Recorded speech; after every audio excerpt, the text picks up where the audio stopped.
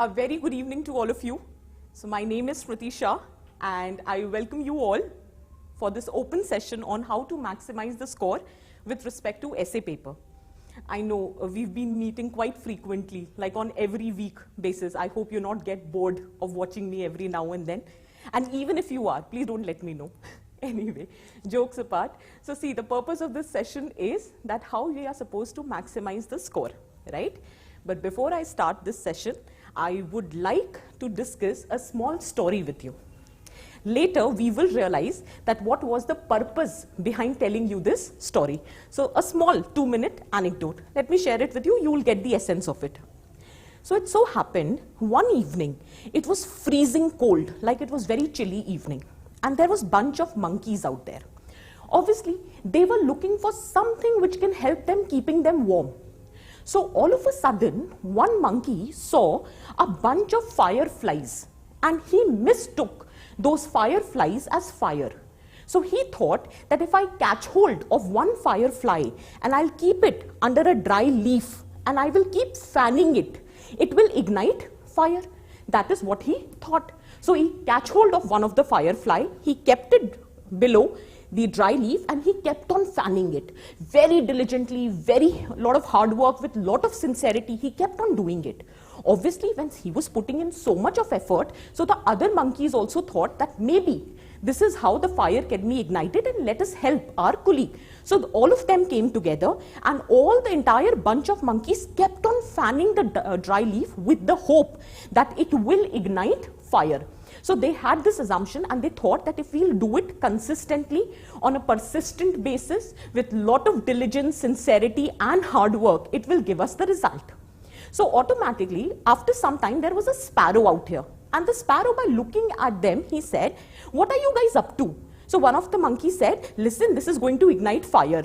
The sparrow laughed out and said, "Are you guys stupid? This is a firefly. It will never generate fire." So the monkey thought that maybe the sparrow is trying to discourage us. So let's not listen. So they asked the sparrow to buzz off.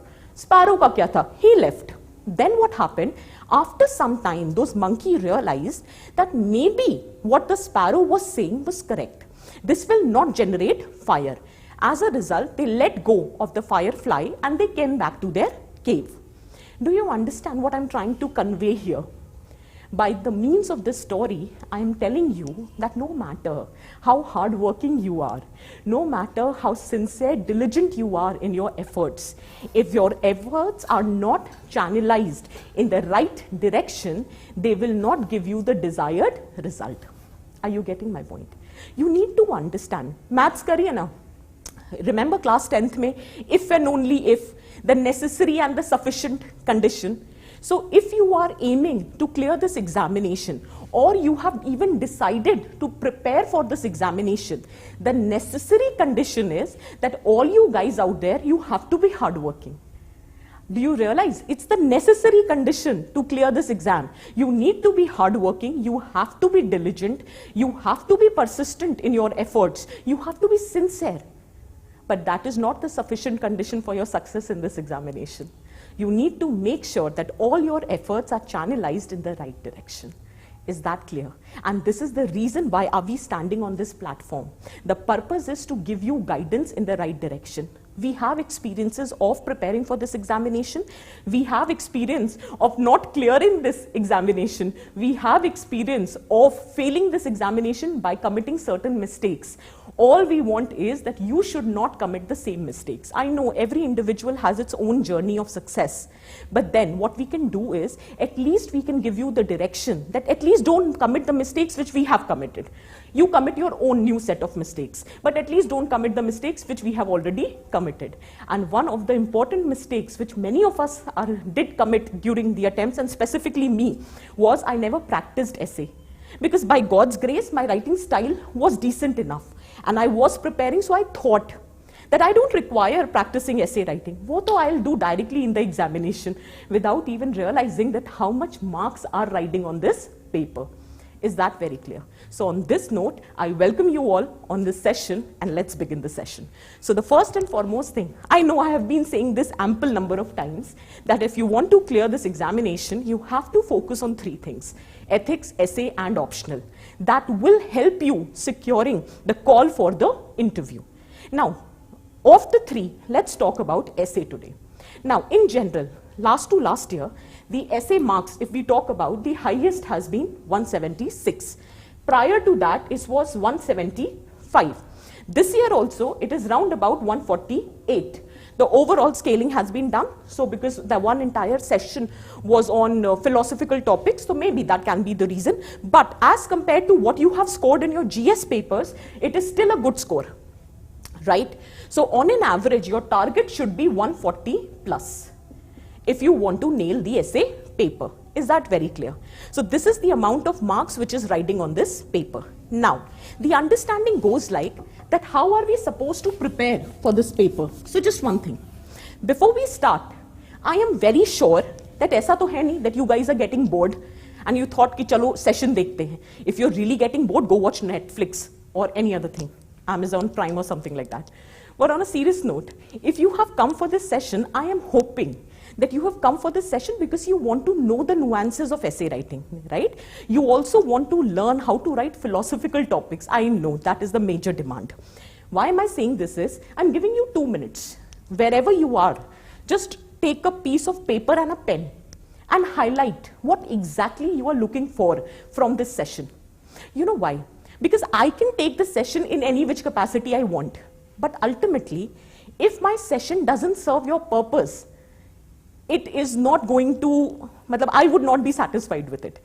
I am here to make sure that each and every aspirant who's watching this session, all their doubts with respect to essay writing is clear. That is my ultimate objective. You should have an understanding that how the essay has to be written. Because there are many of us who wants to write essay, but there are so many doubts that we have in our mind. There is so much of inertia that we have before started to writing essay. I just want to break that inertia for you. वो जो एक initial reluctance है, hesitation है, I just want that after this 3 hours session, that reluctance just goes away. So what we have decided is, the first half of the session would be about the nuances of essay writing, and in second half, I will give you examples. And how will I give you examples? We will discuss this year's topics. So round about 3 to 4 topics I'll discuss, and out of which 2 will be philosophical. So that you get an idea that how the philosophical topics have to be approached. Is that very clear? ठीक है. And once I have discussed the nuances of essay writing, understanding those topics आप खुद ही answer कर लोगे. इतना तो मुझे आपको समझाना ही नहीं पड़ेगा. Is that very clear? So you have 2 minutes. Wherever you are, just open a piece of paper and a pen and write down. What are your expectations as far as this session is concerned? What are you looking for? Are you finding it difficult to write 1200 words? Are you confused that what is supposed to be written in the introduction or body or conclusion? How you should be able to filter the content? What kind of writing is required? You have that inertia that my English is not good, my handwriting is not good, right? Or I have never written an essay before. Will I be able to write? There are a lot of things which comes across our mind, right? So write it down so that the moment I finish the session, all your doubts are clear. This is what I want. That is the only intention behind this session, nothing else. Is that clear? So you exactly have 2 minutes very quickly. Take a piece of paper, write it down. What exactly you are looking for. लिखो जल्दी. मेरी शक्ल नहीं देखो.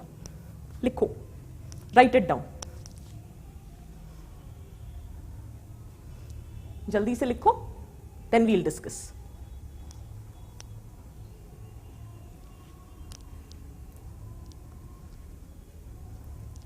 Many a times people have this confusion that UPSC has not specified also what exactly they are looking for in an essay, right?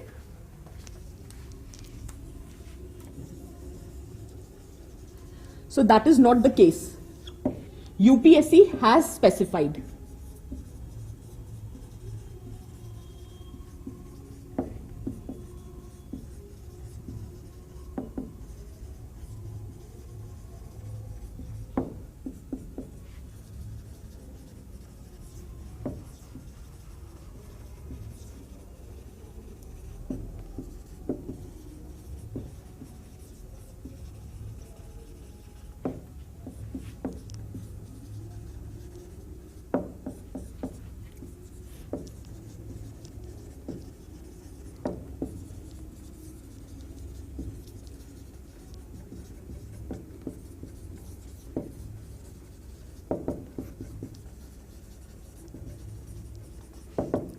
This is what the syllabus is specified by UPSC. Keep as close to the topic as possible. Arrange your arguments in orderly fashion. Remain concise. And reward will be given for exact and effective presentation. Very clearly they have specified what UPSC has its expectation as far as aspirants are concerned. The very first thing, do you realize they have been very lenient with us? They also know, they have acknowledged the fact that the topic of essay can be very subjective. For example, this time the essay has been, simplicity is the ultimate form of sophistication. Now what is your interpretation of simplicity? What do you comprehend by sophistication? Do you really think it is ultimate form of sophistication? And how you intend to approach the topic can be very different from mine. Similarly, when it is said that life is a long journey between human being and being humane. So now again the concept comes that what is your understanding of being humane? Do you really agree to the point that it is a long journey or it can be a short journey also? So again, your approach or your ability to comprehend the topic would be very different. So that is why they have acknowledged the subjectivity in the essay writing, and that is why they say that remain as close. Close as in the basic essence should not be lost. As in, you have to talk about simplicity in the first essay and you have to talk about being humane in the second essay, right? So in that context, the basic essence or the contextual relevance of the topic should not be lost. I'll give you another set of example to make you understand.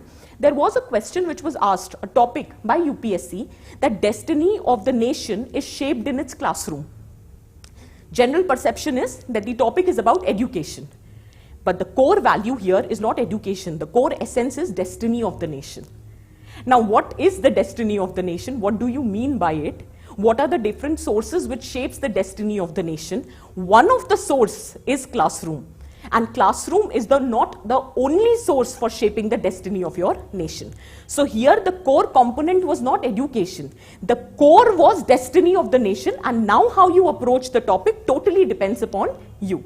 Did you get the point? So the contextual relevance should not be lost. Otherwise, you have full freedom to approach the topic from any which dimension you want. Is that very clear? So this is what we mean when we say keep as close to the topic. Okay.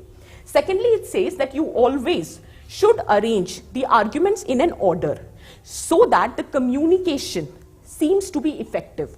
It should seem to be effortless, flawless, easy to understand.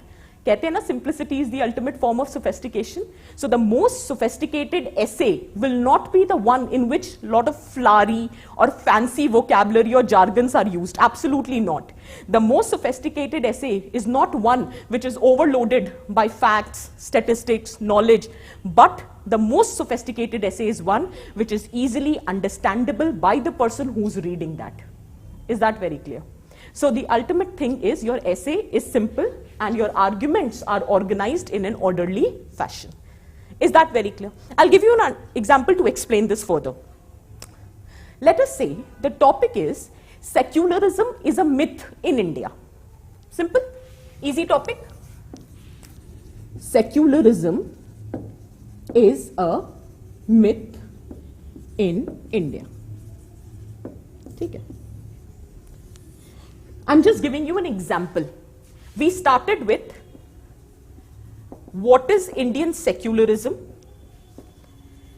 different examples, manifestations. Then we are discussing whether it is a myth or not. Then we talked about how it is not the only form of secularism. There are other as well. And finally, you are giving the suggestions and everything. I'm just giving you an example, right? However, on the contrary, what I wrote was first, what is secularism? What are the different characteristic features of secularism? How the nature of separation between politics and religion is governed by different values. As a result, there exist different models of secularism, one of them being the Indian secularism. And then we take the continue with the remaining discussion. Don't you think that this is more better structured?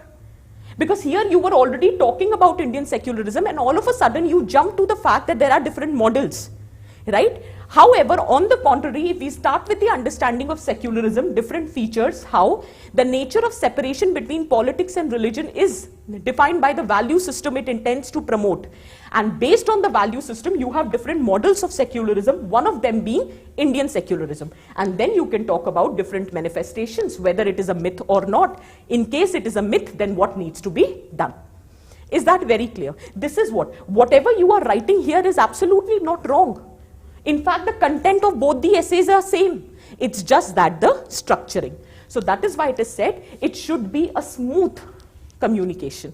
It should be effortless. एक storytelling की तरह चढ़ना चाहिए कि you started with a background, premise, what is the concept, what is the current relevance, what is the point of discussion, what can be the future way forward. I'm just giving you an example. That there has to be a flow in your essay. Is that clear?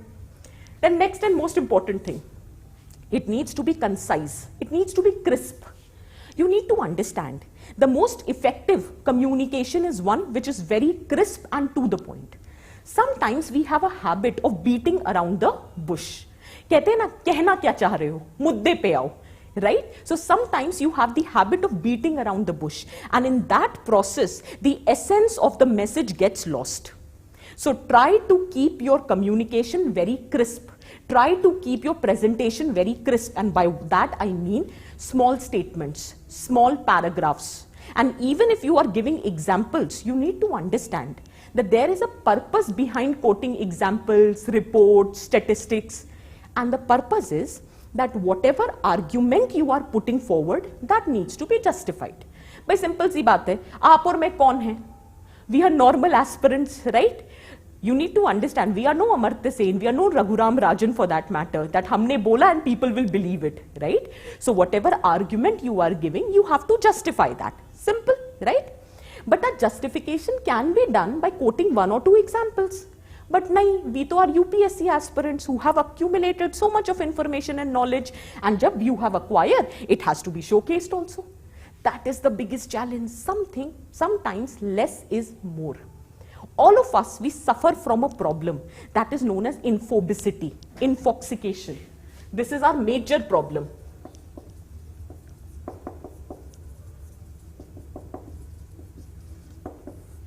Too much information. आपको समझना है, your essay has to cover various dimensions. And to justify one dimension, you can quote one or two examples, nothing beyond that. Because if you are quoting too many examples, you are just eating out your space and time. Because at the end of it, you have just justified one dimension. So please remember to remain concise. Is that very clear? So small statements, small paragraphs, and one or two examples to justify every argument is more than enough. Is that clear? Okay. And finally, see, they've been so kind to us. They are giving us incentives also in order to motivate us that if you write exact and effective presentation, extra reward would be given to you. So कहते हैं ना सही और सटीक बात, if you have done, then extra rewards would be given. Is that clear? Now, what was the purpose behind telling you the syllabus? To give you the clarity that the moment you read the syllabus, you understand the demand of UPSC. First thing. Second thing, did you notice nowhere they have mentioned in the syllabus that polity, economy, geography, society, history, nothing. Because they are already expecting that this is what you are already preparing. GS 1, 2, 3, 4, you're optional. Obviously, if it is not maths or physics. So you are preparing for these areas, right? So you have the fodder. So they are not expecting the preparation of fodder because they already know you have done. What they are expecting is how you are able to present that fodder within the framework of essay writing. So here the focus has to be on essay writing part. और हम क्या करते हैं? Collection of content. Writing तो हम करते ही नहीं हैं. I know most common question जो अभी आने वाला है, ma'am, is there any model essay book in the market which can be referred? यही तो मैं बताने की कोशिश कर रही हूँ. There is no. you have to create your own set of model essays, and which will come only by writing. So practice writing, that is required. So the expectation of UPSC is writing, and what we do is only studying, or for that matter reading.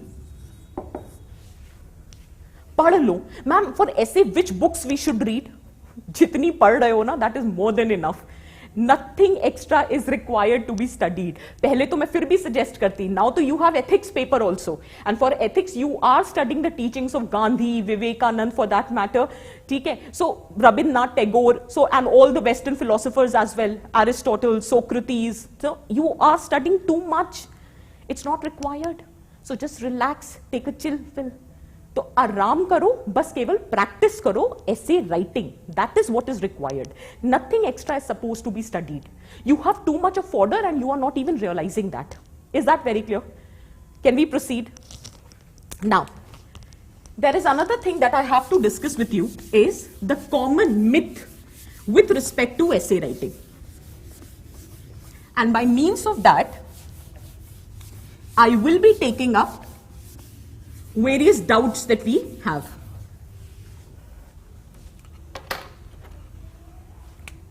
So to begin with,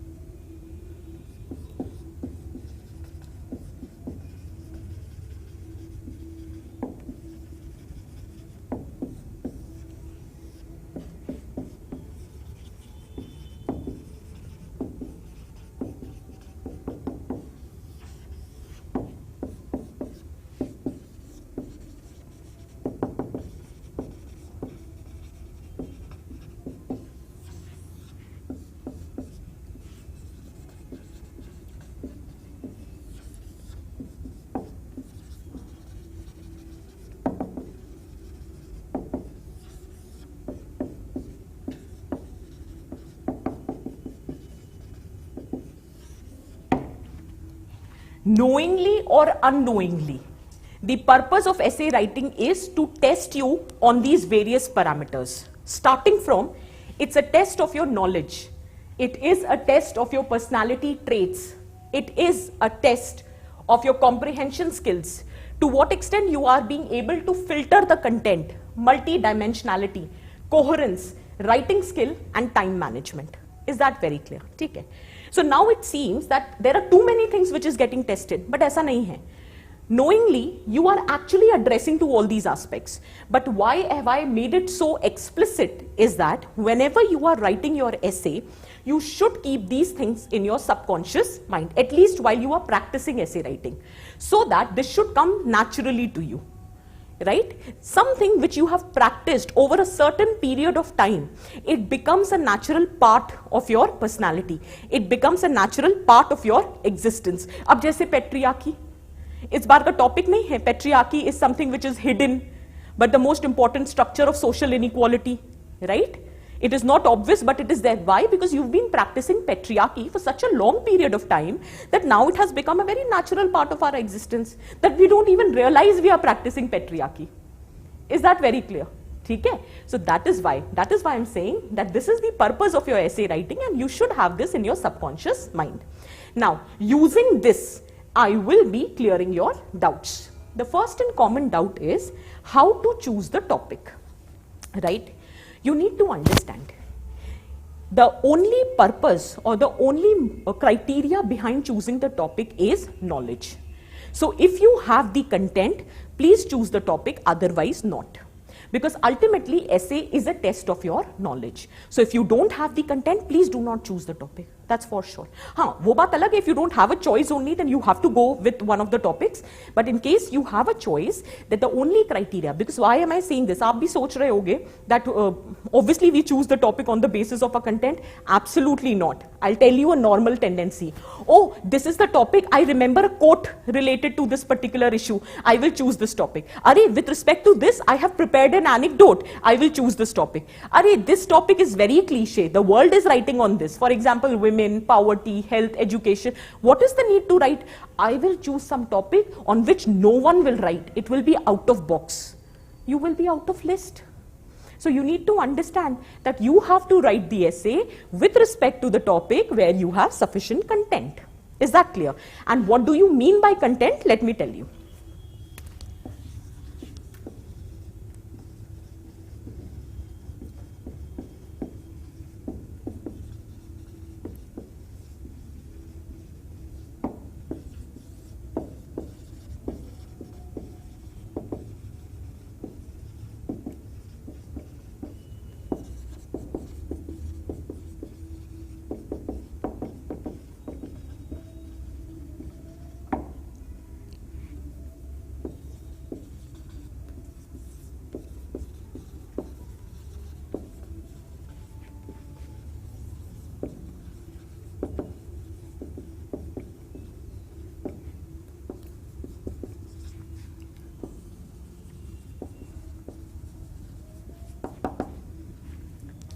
What I mean by content is that you should understand the theme of the essay.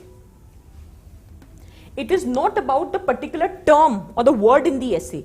The entire essay, do you understand the theme? For example, UPSC once asked, social media is inherently a selfish medium. Now the people were trying to attempt what are the positives of social media, what are the negatives of social media. Arey, social media pe to I have prepared a quotation also. I can write. But positives and negatives तो question ही नहीं है. Question है कि is it inherently a selfish medium? Right? And now to address this topic, you might have discussed positive and negatives, that to certain extent it is selfish and where it is and what needs to be done and whether being selfish is right or wrong. Are you getting my point? So the purpose here is you need to understand the theme. The theme is not about positives or negatives of social media. It is social media vis-a-vis a selfish medium or not. If it is, then why? And is it right or wrong in being selfish? Where it is detrimental and what needs to be done? This was the theme of the essay. So you need to be sure that whether you understand the theme or not. And can you discuss not only understanding the theme, can you discuss the essay from at least 6 to 7 dimensions or not? Is that very clear? And finally, with respect to every dimension, do you have sufficient examples and data to support or substantiate your discussion or not? That is how we say that we have chosen a topic on the basis of whether we have the knowledge about it or not. Just because something is on poverty does not mean you will jump onto it. अरे देखो तो किस context में topic पूछा है. Something, for example, इस बार का जो topic है patriarchy पे. Can you see the challenge here? Everybody is like, अरे women पे topic आ गया. So cool. You're not even realizing that every time when I used to tell you in the society lectures or for the matter session that whenever a topic comes on women, do not write the root cause of the problem as patriarchy. Because the moment you write patriarchy, the answer ends. You have to go beyond that. Now this time the entire question is on patriarchy. Women पे नहीं है, patriarchy पे question है. Are you getting the point? So just by mentioning about the women problems, obviously you have to write about women problems. But that is not the theme. The theme of the essay is patriarchy, the ideology, the system of structures. That is the question. Is that very clear? तो ऐसा नहीं है कि बहुत difficult होता है. It's just that you need to be relevant. You just need to understand. Give yourself 2 minutes and try to understand what exactly is the demand of the topic. Don't search for the fact that मैं क्या लिख सकता हूँ. पहले search करो what is being asked. And then you look for the points. हम क्या सोचते हैं, अरे मैं क्या क्या मुझे पता है, मैं क्या क्या लिख सकता हूँ. अरे पहले देखो तो क्या क्या पूछा है, लिखना तो बाद में है. Is that very clear? So the first approach, not even with respect to essay, entire examination, first try to identify what is being asked. Then look for the information that you have. Is that clear? Is it making sense? The second thing, so ultimately, while choosing the topic, all you need to care is whether you have the content or not. The second aspect is, it is a test of your personality. Knowingly, unknowingly, it is checking whether you have the decision-making skills or not, whether you are rational or not, whether you have good communication skills or not, whether you have compassion or not, whether you have problem-solving approach or not. Knowingly or unknowingly, it is testing your personality. And ऐसा नहीं है that you are not depicting this. Actually, अगर मैं आपको बताऊं तो this is getting depicted the moment you write way forward in your essay. It shows that you have a problem-solving approach. Obviously, you are going to be a future administrator. You cannot just highlight the problems in your essay. You also have to provide the solutions. Is that clear? And why am I making it so discreet for you? That while providing the solutions, you cannot always stick to utopian solutions. For example, women pe issue aa gaya, patriarchy, how it can be addressed. So moral overhauling of the society. Kal to nahi ho jayega na. Moral overhauling or value-based education, this is a humongous process that will not happen tomorrow. Right? So you have to suggest the changes at all steps. You have to give the steps which can be immediately taken and also the steps which have to be taken in long-term process. So the problem-solving approach always not should be utopian. You are giving idealistic solutions, absolutely no issues, but then you also have to give some realistic and practical solutions, which will showcase to what extent you are rational. Is that clear? Your personal ideologies or biasness should not be depicted in your essay. Whatever you are, whether you support the caste or not, reservation or not, gender empowerment or not, whatever is your personal ideology, keep it to yourself. Do not tell the examiner. Nah. Is that very clear? Okay. All your arguments have to be logical. So personal ideologies, if it is not supported by logic, if it is not supported by verifiable facts, please do not quote it. Your essay needs to depict that you are a rational individual, you are a neutral individual who only talks on the basis of premise, as in what is obvious, verifiable facts. Is that clear? Then most importantly, you need to be pro-poor, pro-marginalized, pro-minorities, pro-SC/ST, pro-women, pro-transgender. You have to show that you are compassionate. And not only you have to be pro, you also have to provide the solutions to their problems. So you have to show compassion. Is that clear? You have to take a stand that shows decision-making approach. You cannot just keep on beating around the bush, and stand does not mean extreme stand. It can be a balanced stand also. But whatever is your stand, whatever is your understanding, your point of view, that has to be reflected in your essay. Is that very clear? Is it making sense? And ultimately, you should have good communication skills. Do you understand? No matter how nicely you have comprehended the theme, how well supported arguments you have written, how good examples you have quoted, if you are not able to communicate your intent to the examiner, the purpose is defeated. Your communication skills needs to be good. And that does not mean that your जो हम commonly use करते हैं कि मेरी vocabulary उतनी अच्छी नहीं है, तो it's okay. It's okay. Simple words, effective content is the need of the hour. Is that clear? So your communication skills should be such that whatever is your point of view, that is getting conveyed to the examiner.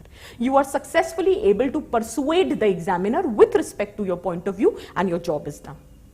So your communication skills needs to be effective. Is that clear? Ethics पढ़ते हैं ना, persuasion पढ़ा है ना, तो persuasion effective होना चाहिए. Clear है? See, do you understand? I'm reiterating that communication part here as a part of comprehension skills, that whatever knowledge, whatever experiences, whatever observations that you have acquired, you need to condense that and you have to present it in a manner that the other person is able to understand. Remember, Einstein says that if you do not, or if you are not able to explain something simply, that means you yourself have not understood it. So your comprehension skills needs to be very effective. So simple writing is the most effective expression, and that is why I'm busting a myth here. कोई fancy words की जरूरत नहीं है, कोई convoluted English is not required, ठीक है. So simple English, effective content and your purpose is served. Is that very clear? ठीक है. Now this is very important. So till now what we have talked about is how will you choose the topic, how while writing the essay you have to make a conscious effort that you will take a stand. You will have to give the arguments which are rational, which are logical, which you can support on the basis of facts, examples or reports. Is that very clear? Whenever you are addressing any marginalized section, you have to show compassion, you have to pro them. Even if, for example, there are certain women who misuse the acts, but that does not mean that you will justify the dilution of the act on the pretext that some women are misusing. For example, similarly, if any provision has been misused by a certain community, on that ground you will not claim dilution of those provisions, because the people who are misusing are very minuscule. So in that situation you have to suggest better regulation rather than suggesting dilution. This is what I mean when I say you have to show compassion. Is that very clear for everyone? You have to suggest the solution, and solution has to be short term as well as long term. So along with utopian, you have to give real and practical solutions. Then we talked about that how it has to be simple, effective writing, no need of fancy vocabulary, no need of convoluted statements, just good content written in a very simple language so that it is easily understandable by the examiner. Now, the another most important thing is many people have a doubt how to prepare the content for essay. So I'm giving you an example. Just try to understand.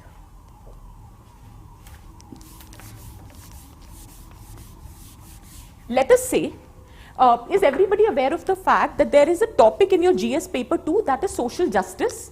And within social justice, what we have is one of the topics says education, right? So I am just giving you an example that you are preparing education for your social justice. Ab GS paper 2 ke liye you are already studying education, right? So if you are studying education from GS perspective, this is how you study. I am telling you that how the filtering of the content can be done, or how the content is prepared from essay point of view.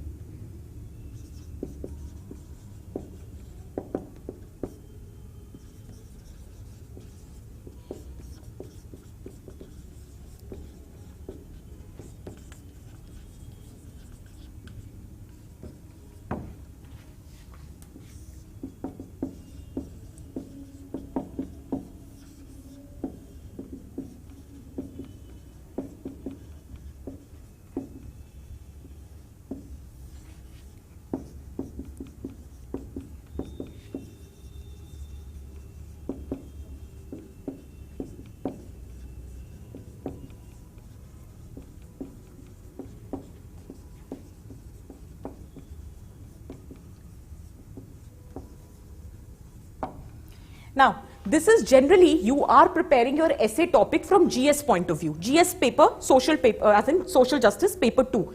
You study what is the importance of education system. There are 3 tiers of education system: primary, secondary and tertiary, higher education. With respect to each, you are studying the statistics, issues, government efforts, way forward. So you are separately preparing. Then obviously sustainable development goal number 4, you are preparing. Then there are certain contemporary issues which have been in news. For example, new education policy, digital education, value-based education, education as a public good, as in against privatization or commoditization of education. So this has been in news. So this is what you are preparing. Now the same content, if I have to get it prepared or in accordance with the demand of the essay, there are just few additions which have to be made. For example, prepare some quotes. Prepare 1 or 2 anecdotes. Prepare evolution of education system in India. you can prepare some international examples, for example, Scandinavian countries, which can be replicated in context of India, or you can also prepare some domestic examples. You can add reports here specifically. वैसे तो आप current के लिए पढ़ ही रहे हो. So असर report हो गया, all India survey for higher education, and you can add few examples here. For example, Gandhi ji's idea of नई तालीम. So for example, any leaders or scholars who can be prepared. Gurukul system of education, concept of नई तालीम and everything. This, now the entire content is comprehensively prepared. It will serve the purpose of your GS also. It will also serve the purpose of your essay. So with slight effort, this is what needs to be done. So there are certain broad themes which needs to be identified. For example, if you just need to do that based on previous year's paper, you have to identify. There are certain broad themes on which very commonly the questions are asked. For example, education. For example, health. For example, women, media, globalization, capitalism, sustainable development. Political issues, for example, cooperative federalism, interstate river water disputes, the economy, the economic issues which were in news, capitalism vis-a-vis inclusive growth. So there are certain broad themes, at least identify 10 to 12 themes on which you will be preparing the content beforehand. You cannot just, if you want to bleed less in war, you need to sweat more in peace. So you have to put in these efforts. There is no shortcut to success. And this is an examination which requires so much of effort. अब ऐसा थोड़ी ना है कि additional solicitor general कहेंगे कि सिर्फ एक महीने में तैयारी हो जाएगी तो हम मान लेंगे. ठीक है, maybe he is too intelligent and he knows that the preparation can be done in 1 month. लेकिन हमें time लगेगा. We are very normal human beings. We take time to prepare for this exam. So on a serious note, you have to put in efforts and you have to prepare this. Is that clear? So your home assignment would be identify 10 to 12 themes which has been commonly asked, barring the philosophical topics. So these themes have to be identified. At least identify 10 themes. Let's make it around. Identify 10 broad themes and prepare these kind of flowcharts. Is that very clear? So in a way, you are preparing for your GS also, and you are preparing for your essay also. So there is no secluded or preparation in silos. You have to do a collaborative approach. Is this clear for everyone? Is filtering the content clear for everyone? Next, this has to be kept in mind. अब आपको लगेगा कि इसमें कौन सी rocket science है? We तो know from day one that the essay has to be multi-dimensional. The challenge is not that you know that essay has to be multi-dimensional. Sometimes UPSC tends to ask very unidimensional topic. For example, I remember once they asked interstate river water dispute. That was a very unidimensional topic. Now, if you write it only from the political purpose, as in polity, you have studied about constitution, the provision of tribunals, Article 263 of your constitution. So that would be a very unidimensional approach, and most importantly, this could have been easily asked in GS paper 2. But if they are asking you this topic in essay, they want you to approach this topic from as many dimensions as possible. Is that very clear? So I still remember there was our student who currently is an IRS officer. So he approached the topic where his focus was on water. Water is the most important source for your existence, for your survival. And because of mindless consumption of water, there has been a scarcity, and which has resulted into various disputes. So he took it to the angle of sustainable development. He talked about mindless consumptions. He talked about the regional issue. Then he also took it to the economical angle, that since majorly we are agrarian communities and we are dependent on water. Okay? So economic angle, social angle, environmental angle, the consumption level, political angle. So he tried to take the topic from as many dimensions. That is why I said the contextual relevance has to be there. After which, whichever ambit you want to take the topic, you are free to do that. Is that very clear? So, jab the topic is very narrow, you have to widen the ambit. And when the topic is too broad, you have to try to make it concise. You have to condense it so that your idea gets clearly communicated to the examiner. Is it making sense? And how to write a multi-dimensional essay? Just give me another 10 minutes. We'll discuss different dimensions which can be used. Clear hai? Okay. Now, this is very important. Many a times we have a doubt that how to ensure coherence in essay writing, and trust me, this is a challenge. ठीक है, तो हमने क्या किया है? We have made it slightly easy. So coherence can be established in two capacities. One, you can write subheadings. Subheadings can make your work easy in ensuring coherence, because then what will happen, that transition from one paragraph to another would be easy because you have now mentioned subheadings. For example, you have to talk about the evolutionary aspect of something, right? So you have written the topic, whichever topic you are discussing, and then you are writing journey so far. Evolutionary perspective, it is clearly establishing the coherence. It is clearly telling the examiner what next is about to come. Suppose you are talking about the threats, okay, the threats which is it causing, or the, let us say that it is not only causing you a threat, it is also ensuring an opportunity. So you can write double-edged sword. For example, globalization. It's nothing but a double-edged sword. On one hand, it is providing the opportunity. On the other hand, it is causing you threats. So that is nothing but double-edged sword. Is that very clear? Similarly, if you have to show that the situation currently is very bad, you have to highlight the negatives. Okay, so situation currently is very bad. Let us say agriculture, farming, and you have to tell that currently the status is bad. So you can talk about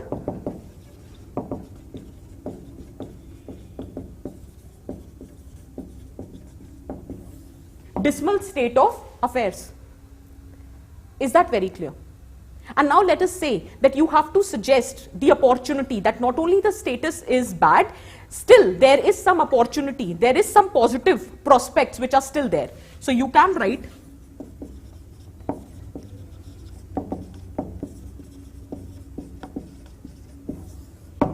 I'm just giving you examples that you can make use of subheadings to ensure coherence in your answer. But there is a heartfelt request: introduction, body, conclusion, suggestions, way forward.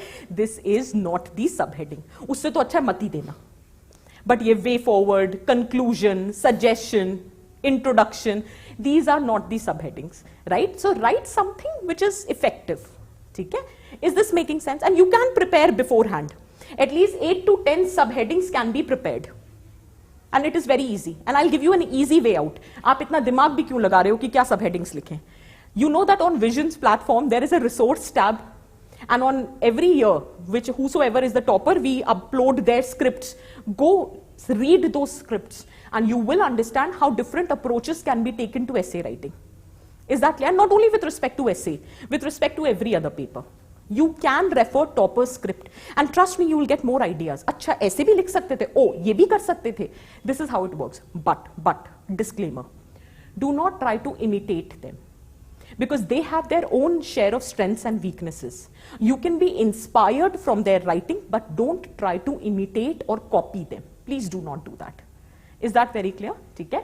Is this clear so far? So that is one way of doing it. That is coherence. Now let us suppose you are not comfortable with the idea of subheadings. Many of us are not. So now, when you have to make a transition from one para to another, as in one aspect is discussed, now you have to move to the other aspect. You can write linking statements in between. You can write the linking statements. And what I mean by linking statement is, write something about what you have already discussed and write something about that you are going to discuss. For example, having discussed the prospects of cashless economy, now let us throw some light on the issues and challenges. So I have written something about what I have already discussed, and I will write something about what I am going to discuss. So having discussed the prospects of cashless economy, let us throw some light on the issues and challenges. Is this very clear? Is it making sense? Okay. So this is how the coherence can be established. ठीक है? So are some of your doubts getting clear? As in when we'll proceed about introduction, body, conclusion, more of your doubts will be clear. But as of now, are some of your doubts clear? ठीक है? Then the another thing is writing skills. Obviously, it is a test of your writing skill. There is no doubt about it.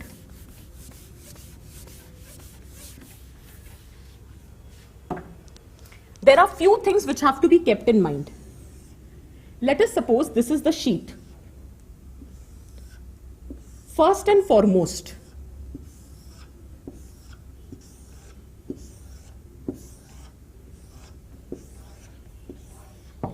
minimum 2 to 3 paras. Do you realize we have a habit of not changing the para? And many a times you continue writing on the entire page one single para. It is very repulsive. Do you understand that our future lies in the hand of the examiner? So we should do everything in our capacity to hold the attention of the examiner, right? So write something which is appeasing to his eyes, which is attractive and which is not repulsive, right?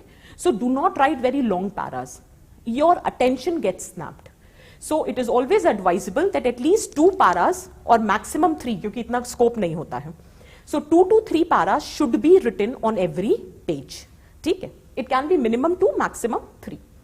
In every para, make sure you are writing 2 to 3 statements. I know you must be thinking, why am I telling you such juvenile things? But trust me, this is going to be effective.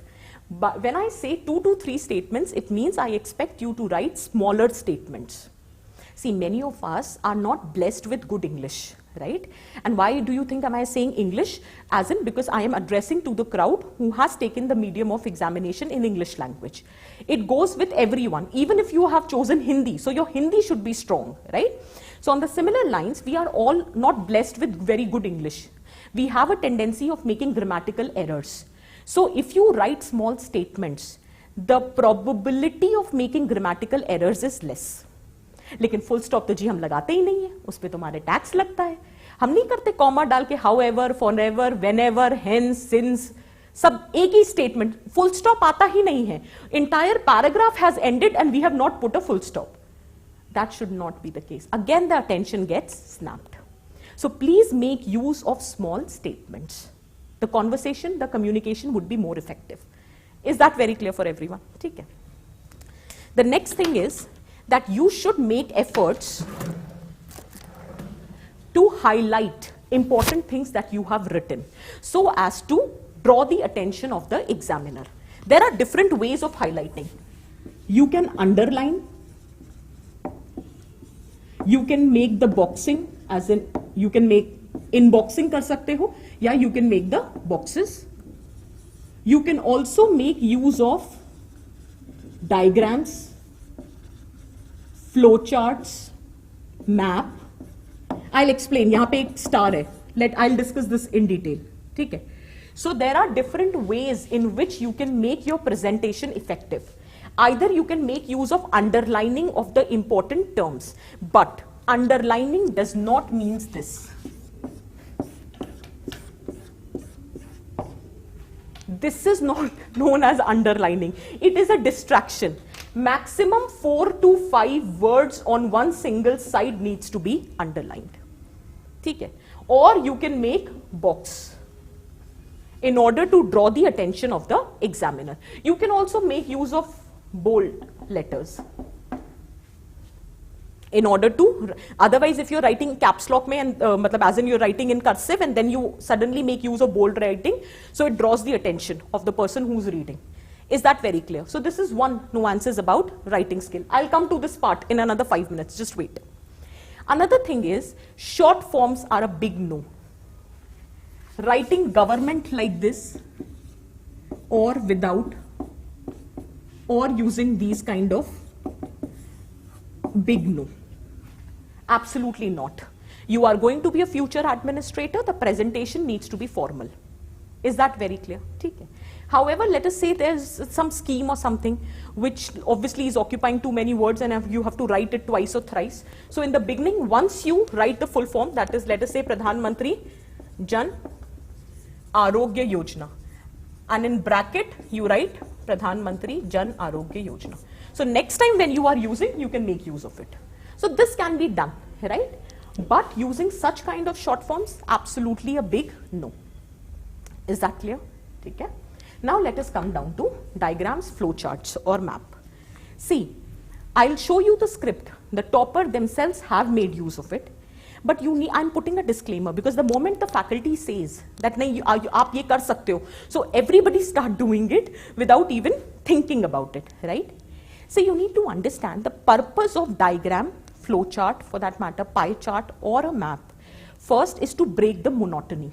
Okay? Second, it is there to make your work easy. That in limited space you are able to convey a larger content to the examiner. That is the another purpose. Third thing, it should never replace your writing. It should not act as a distraction. It should only be there to supplement your writing. For example, there is a topic on child labor and you have to show the child labor hotspots. अब आप लिखने बैठोगे कि child labor is practiced, there exists a regional variation, there are certain areas where incidences of child labor is larger than the national average, and those areas are, and then you are mentioning UP, Rajasthan, MP for that matter.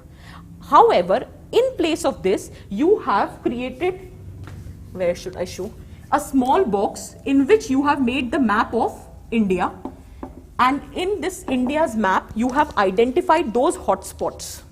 और छोटा सा box आपने पूरे page पे, sheet पे, किनारे पे बना दिया. Is that very clear?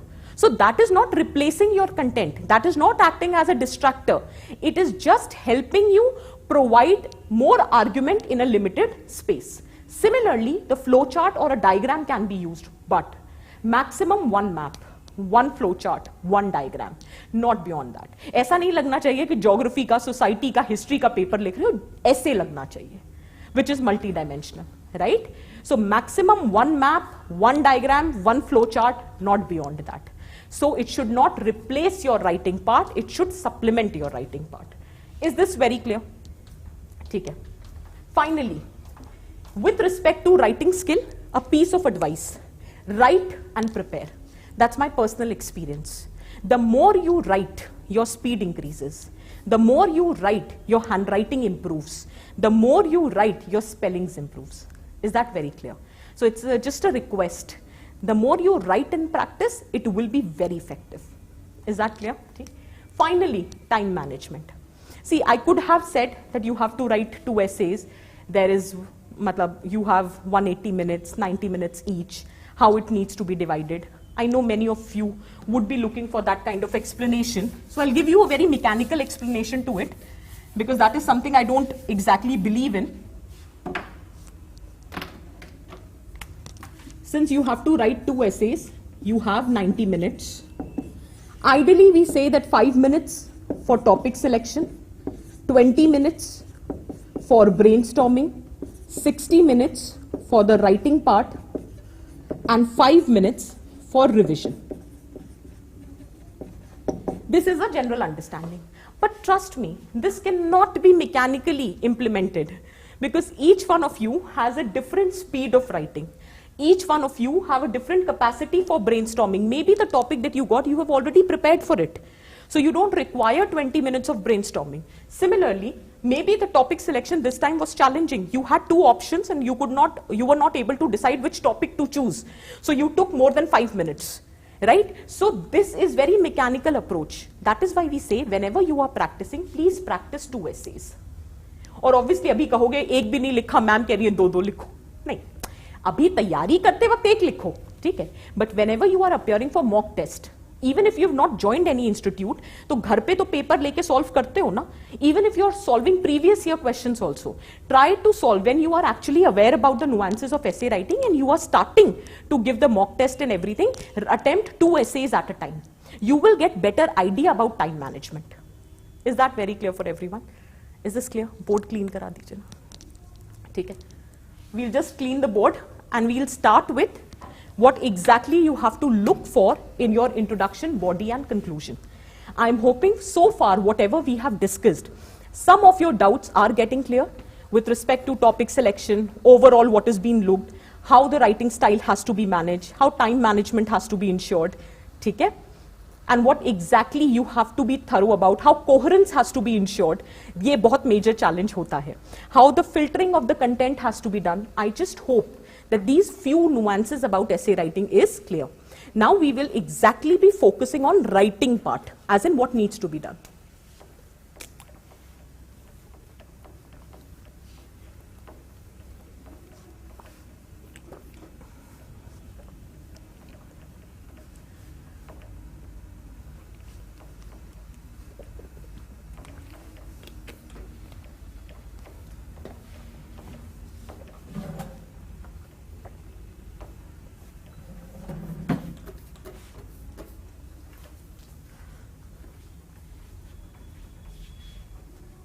We're just waiting for the board to get clean. See, it is often said that a brilliant essay needs to be original. A good essay can be a derivative, but if you want to write, if your intention is to write a brilliant essay, that needs to be original. So if in simple words I talk about the quality of good essay, then please remember it has to be original. And not only it has to be original, it has to be well organized. Okay? So in simple words, if you have to write an effective, brilliant essay, learn to be original. Don't look for model essays. Absolutely not. There is nothing called model essays. And I'll give you an example. There was a topic which was asked, fulfillment of new women in India is a myth. And the person who wrote, the candidate, she secured the highest in essay, 176. Okay? So when she started the essay, she had taken a fictional character. She had made use of an anecdote. And she picked up a fictional character, let us say Priya, and she said that how Priya is well qualified, she is convent educated, she is skilled, she is working in a corporate MNC, and she is earning well. However, despite all of that, she doesn't have the autonomy, she doesn't have the freedom to spend the money that she is earning. So to what extent the concept of new women in India has been fulfilled? So this is how she intends to approach. अब आप कहोगे ये तो बहुत simple writing है, ये तो हम भी कर सकते थे. तो मैंने कब कहा आप नहीं कर सकते? Of course you can do it, but that was her original approach to the topic. You could have done it in any other manner. Absolutely your choice. You could have created two situations in where actually the concept of new women is there. There is a woman who has reaped all the benefits and everything, and she is having the autonomy also. Whereas on the other hand, that despite having all the benefits, but she does not have the autonomy. You could have created these two conditions. Or you could have created the condition that one hand women is getting education, she is getting job opportunity, despite that she is not empowered. On the other hand, women is not even getting the opportunities also. So just by providing opportunity does not guarantee her empowerment. So to what extent new women has been fulfilled? Your approach. You could have started with the interpretation of new women. Again, your understanding. यहाँ पे तो new women topic को ही explore करने के लिए बहुत ज़्यादा originality थी. So that totally depends upon you, how you intend to approach a particular topic. Is that very clear? Okay. So एक बार screen दिखा दीजिए ना, projector link. Okay. So again, this was one of the topic which was asked. Alternate technology for climate resilient India. And this was one of the student. By the way, I never tell anything which is not being written by a student, because many a times we do have this impression कि अरे ma'am ने तो सोच के बना लिया होगा, तो एग्जाम में तो it is I know बहुत बार क्या आता है कि अरे अभी तो डिस्कशन करना it is very easy, but on the spot in the examination hall to write these things is a big challenge. Do you really think we don't know? Obviously बेटा we know that it's a big challenge. तभी तो मैं कहती हूँ यहाँ प्रवचन देना बहुत आसान है.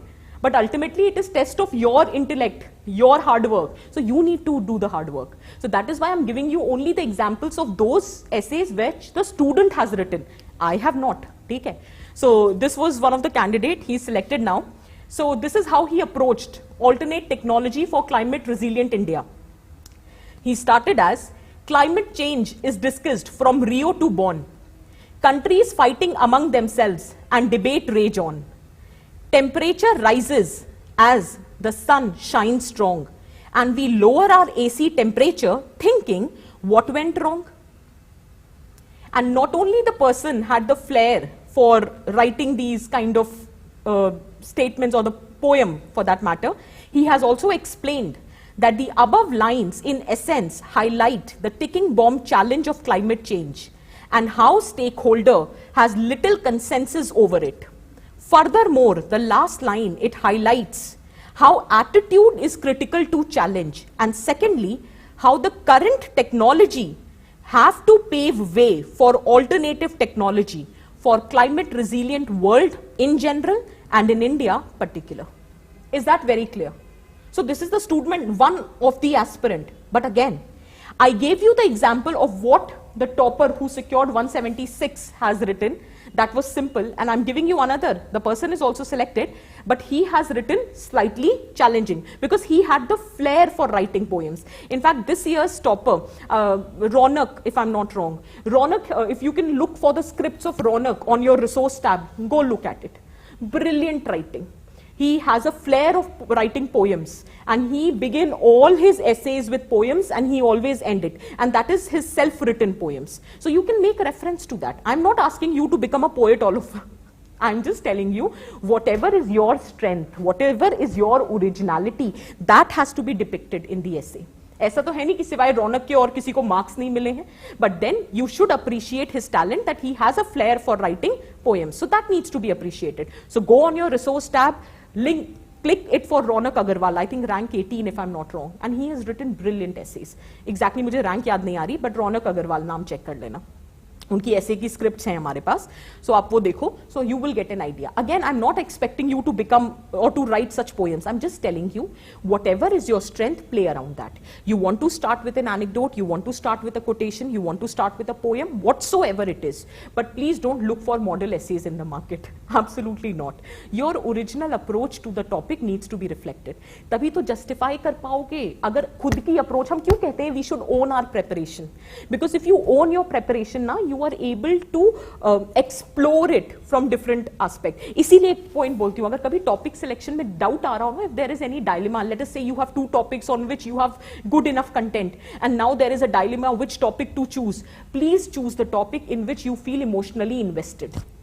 Because the topic for which you feel, अब ये मत कहना ये फील कैसे आती है, आ जाती है. जब लिखने बैठोगे तो वो फील आ जाती है. जैसे मुझे टेक्नोलॉजी के टॉपिक पे कभी फील नहीं आती, मुझे सोशल पॉलिटिकल इश्यूज पर आती है. You will also realise as and when you will be progressing with your preparation, you will realise there are certain topics you feel for, you feel emotionally invested. उसमें क्या होता है, you are able to explore the topic from multi dimensions, you are able to establish the interlinkages. मजा आता है. It gives you an opportunity to showcase your knowledge, all whatever content that you have acquired. So that's a fun. So that's a piece of advice. Don't take essay writing as a challenge. Take it as an opportunity. देखो अब मैं लिख के दिखाता हूँ कुछ अच्छा. Take it like a challenge. ठीक है? चलो. So the next thing that we basically, did you understand what I meant when I said originality? The next and most important thing is that we need to focus is your essay needs to be well organized. And here we will be focusing on three things. One is your introduction. Second is the body. And third is the conclusion. Is that very clear? I know you must be waiting for this only, that how to write the introduction, what is to be done in body, and how it needs to be concluded.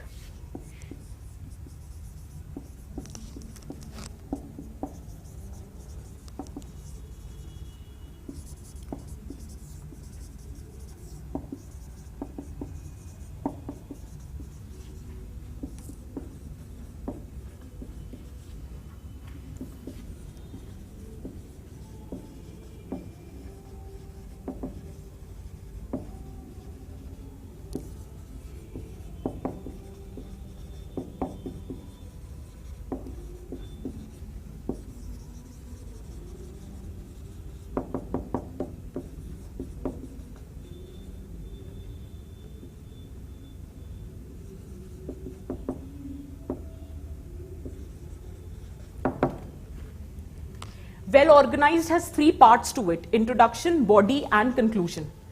Introduction, tell them what you are going to tell them. Body, tell them. And conclusion, based on what you have told them, provide a futuristic, optimistic vision. Now, do you understand why am I making you write these things? Write it down. Trust me, it will help you. There are few myths which needs to be busted. Writing a quotation, writing an anecdote, writing a report, or mentioning about the concepts, as in defining the concepts, does not mean introduction. It is a means to introduce. It is not the introduction. Is that very clear? So it is just the means to introduce your essay, not the entire introduction. Is that very clear? So you have to be clear in your head that introduction means you will tell the examiner that what the examiner can expect in your essay. Is that very clear? Okay. So you have to keep 2-3 things in mind, or I'll give you a better analogy to understand. Can I say that introduction is like a trailer of a movie? है ना? अब trailer में क्या होता है? It gives you glimpses that what you can expect in the movie, but it does not reveal the entire plot of the movie. In case you reveal it, trust me, nobody is going to watch your movie. So your trailer has to be very effective, very captivating, and it is giving you an insight, some understanding that what kind of movie you can expect. So the most effective the trailer is, the chances of high footfall in the movie halls would be there. Similarly, drawing the analogy in context of essay writing, the introduction of the essay should clearly tell the examiner what is your approach to the essay, what the examiner can expect in the body of the essay, and most importantly, it should be so interesting and captivating that he feels indulged, he feels more, as in curiosity should be there on the part of examiner to read your entire essay. But you should not reveal everything in the introduction, otherwise what was the need to read the entire essay? Did you get the point? तो कभी भी confusion हो ना कि introduction कैसे लिखना है, जैसे movie का trailer होता है. Is that very clear? और ये सूर्यवंशम की तरह 3-4 मिनट का ट्रेलर नहीं बना देना, फिर कोई देखेगा नहीं. ट्रेलर 1 मिनट तक का होना चाहिए ना, 1 से 1.25 मिनट तक का, कि वो क्यूरोसिटी बनी रहे. ठीक है? So what I'm trying to tell you here is that introduction is something which has to be written in 100 to 150 words. First thing. Second, it should be relevant to the theme of the topic. And not only relevant to the theme of the topic, it should also tell the examiner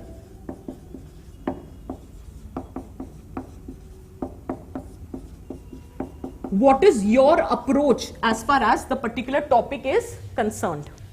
And finally, it should be captivating and interesting. We'll just discuss different ways to make your essay writing or introduction captivating and interesting. But you need to tell me, did you understand this? So introduction is not just introducing, you have to tell the examiner what the person can expect in your introduction. Is that very clear? Okay. So 100 to 150 words of introduction is need or required to be written. It should be relevant to the topic, and not only relevant to the topic, it should also tell the examiner about your approach with respect to the topic. And finally, what can be expected in the body. Everything has to be mentioned as a part of your introduction. Now, there are different ways of writing the introduction. It is your choice. You can start with a quote. You can make use of anecdotes. You can also start with posing the questions. I'll explain every aspect of it. Just wait. Deconstruction of the topic.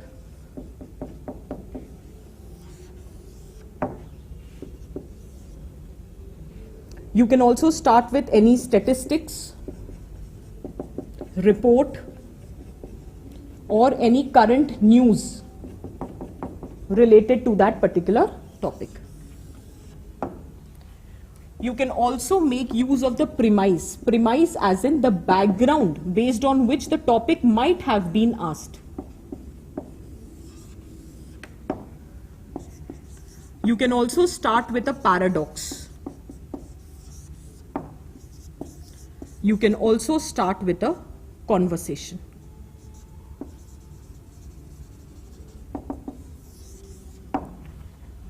Why am I giving you so many ways of introducing the content? Because many a time the students have a problem that, ma'am, what can we do? We don't remember the quotations. We are not very comfortable with the idea of anecdotes because every other person talks about how writing anecdotes will fetch you more marks. Absolutely not. Absolutely not. Okay. If you can write effective anecdote, nothing better than that. But there are so many ways of introducing your essay. So why just depend upon anecdotes? Okay. So there are few things which needs to be remembered. First and foremost, with respect to quotation, the first doubt is how many quotations to write. See, ideally 3 to 4, not beyond that. Ideally as in maximum 3 to 4 quotes. Don't go beyond that. Otherwise it seems like a collection of quotation rather than essay. So that should not be the case. So maximum 3 to 4 quotes, not beyond that, right? That's first thing. Second thing is, many a times we have a confusion that we exactly don't remember the quote, we don't remember ad verbatim, or we don't remember the person who has given that particular quotation. Absolutely no issues. In case you remember the quote ad verbatim, write it in double inverted comma and write the name of the person. In case you don't remember, write in single inverted comma and there's no need to write the name of the person. Do not bluff. Okay. So, देखो कायदे से you should remember, but in case you don't remember, big deal, छोड़ दो, leave it. ठीक है. So it is better not to give wrong information. ठीक है. So it's better to withhold it. Do not write anything. Then there is a thing that can we use another medium. For example, you want to write about dohas or something like that. I remember one of the students write about Rahiman pani rakhiye, bin pani sabsoon, pani jaye na ubre, moti manas choon. So he started his essay. So in case you are making use of Hindi dohas or something, do not write in Devanagari script. Write it as, जैसे messaging करते हैं ना, रहमन पानी राखिए, बिन पानी सब सून, ठीक है. And if you are writing a quotation which is not, or doha, which is not self-explanatory, so in 1 or 2 statements explain the meaning. And usually in case of dohas you should, ठीक है. So if you are making use of dohas, please make sure, or you are writing a quotation which is not self-explanatory, in that situation, please explain the meaning in 1 or 2 statements just beneath that. Is that very clear? Okay. Second important thing is, whenever you write a quotation, you should also mention or you should establish the link of the quotation with the topic. Either though it is self-explanatory, it is so direct, your quotation with the topic which is being asked, no need to explain the link. But in case it is not, please explain the link. ऐसा नहीं कि randomly कुछ भी लिखा है, ठीक है? So if you are writing a quotation in a certain context, the link has to be established. So whatever is the main topic, you have to establish the link that in what capacity the quotation has to be written. Is that very clear? And that is done in the beginning. Let us suppose you are making a use of quotation at the end also. अब उसको नहीं explain करने बैठ जाना, because वो quotation तो normally आई होगी ना, naturally आई होगी on the basis of the flow of your essay. That ultimately that is your punchline. So after concluding your essay, last में आपने एक quotation the that this is the overall inference that you are drawing. तो इसको नहीं explain करने बैठ जाना, ये तो already explained होगा, तभी आपने लिखा है. Provided forceful incorporation of quotation nahi hai, that is coming very naturally. Is this very clear? So with respect to quotation, are your doubts clear? In case there is any specific doubt which you want me to address, please write it in your chat box and I'll request the class coordinator or the team who's out there, you can forward those doubts to me, right? So the point here is that in case you have any specific doubt with respect to essay writing, whatever we are discussing so far, I am trying my level best from my side to cover it as comprehensively as possible, but maybe it happens that I have missed out on any specific doubt of yours. Please feel free to contact, okay? So is the quotation part clear? Okay. Next is anecdote. Trust me, sometimes writing anecdotes are very easy.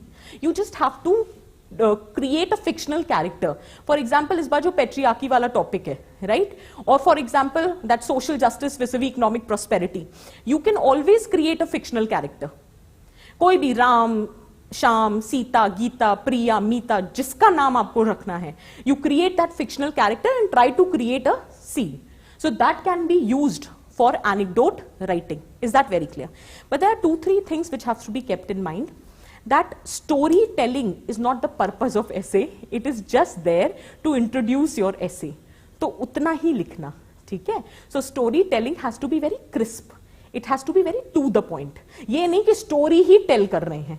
1.5 pages you've been writing the story only. तो फिर समझ ही नहीं आएगा why are you writing that? फिर थोड़े दिन में we'll get the impression अच्छा storytelling is happening. Essay writing is not. Let's not do that. Sometimes these things backfires. So you have to be very specific while you are writing the anecdote. ठीक है? Anecdote में there can be two approaches. You start with the anecdote, you end it there. There are some people who continue the anecdote till the end. They reintroduce the character which they have started with at the end so as to give it a complete cyclical approach. That can also be done. ठीक है? Your choice. Totally your choice. ठीक है? I'll just show you some examples to give you a better idea. Is this very clear with respect to anecdote? Now, the moment you write the anecdote, you will not immediately jump to your essay. The moment you finish the anecdote, you have to link the anecdote with the topic. Is that very clear? So that would give a coherence to your essay that you have not randomly written an anecdote. There was a purpose behind writing that anecdote. So anecdote has to be linked to the demand of the topic. Is that clear? So anecdote needs to be linked to the topic. That why that particular anecdote has been written. Now there can be two set of anecdotes. One, you can write a fictional anecdote or it can be a real anecdote. Is that very clear? Is it making sense? Okay? Next. You need to realize that these are not watertight compartmentalized thing. That if you are using a quote, you cannot write an anecdote. Or if you are writing an anecdote, you cannot pose the question. In fact, मुझे लगता है posing the question should be there in every essay. It makes your work easy. You tell the examiner by means of posing the question what he can expect, and you can tell yourself also this is what I need to write in the essay. For example, you've written an anecdote and then you've written in the following essay, following questions would be answered.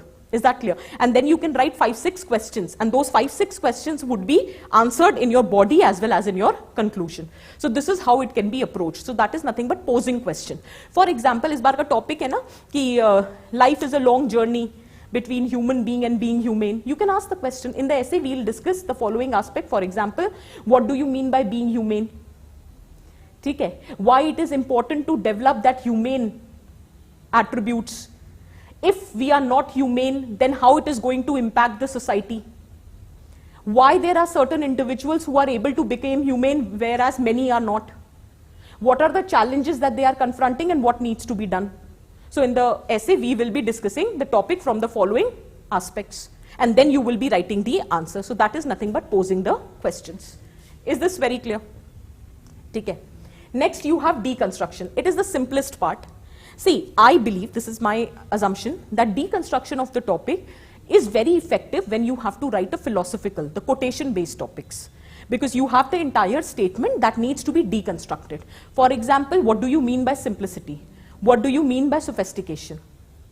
How simplicity is the ultimate form of sophistication. So the defining aspect of simplicity and sophistication, that would be deconstruction of topic. Similarly, patriarchy. How it is hidden and it is the most important structure of social inequality. What is patriarchy? What is social inequality, right? So that is nothing but deconstruction of the topic. Topic basically means you have deconstructed into subparts and the important concepts of the topic has been defined in the essay. So that is deconstruction of the topic.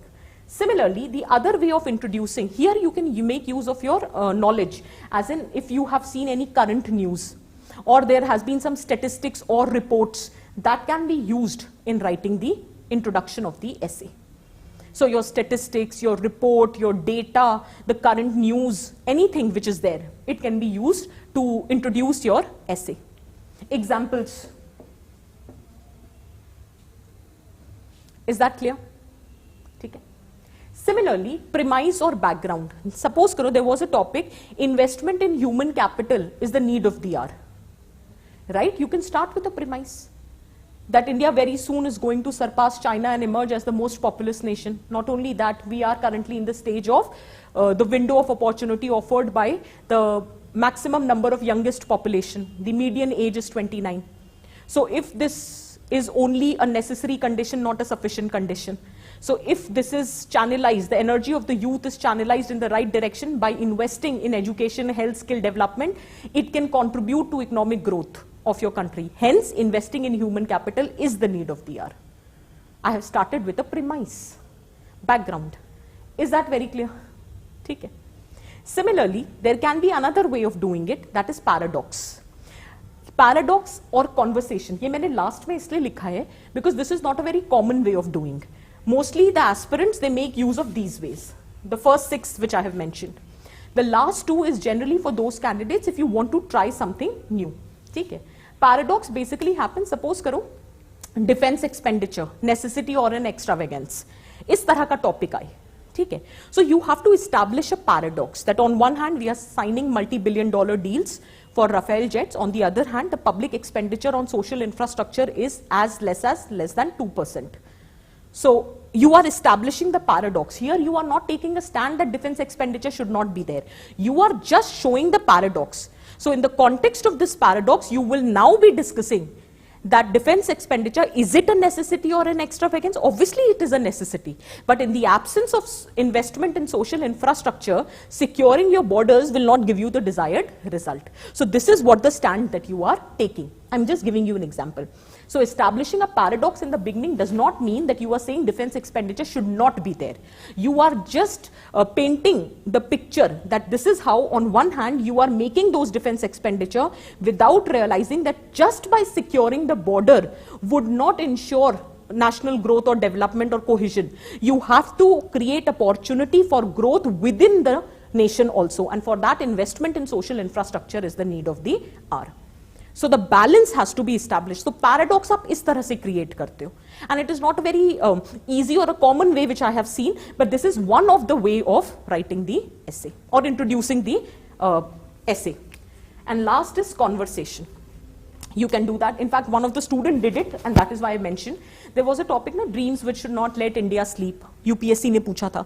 So what the student did was, he started with a conversation, and he had written that there was a girl named Bharat, just to draw the analogy. So he said there was a girl named Bharat who was sleeping, and in her dreams there came a man. So she asked, who are you?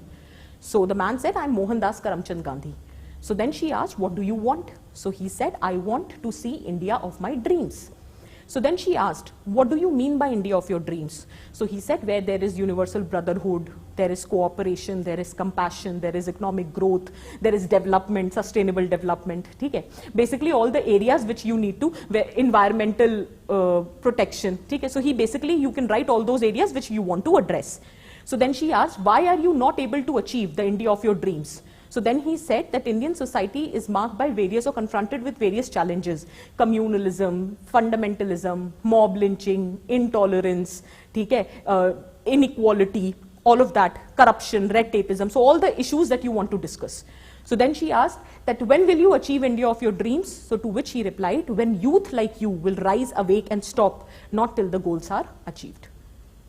Introduction. So you told the examiner now what the person can expect in your essay, that these are the problems which you will highlight, and this is the India of your dreams that you are visualizing. Is that very clear? So an aspirant started his essay like this. So you could have also done that. So conversation again is not a very common way of doing it. I have very rarely come across. So paradox and conversation is not a very common way. However, the other 6 are very common. Every other essay we have seen. And in fact, posing question, most of the essays, it is there. Most of the essays, it is there. Nowadays, what we are noticing is a lot of anecdotes are also used. Is that clear? Because trust me, writing anecdote is not a challenge. Whatever you have read in your newspaper, that has to be written as a part of anecdote. Is that clear? Okay? Now, the next thing we have to talk about is the body.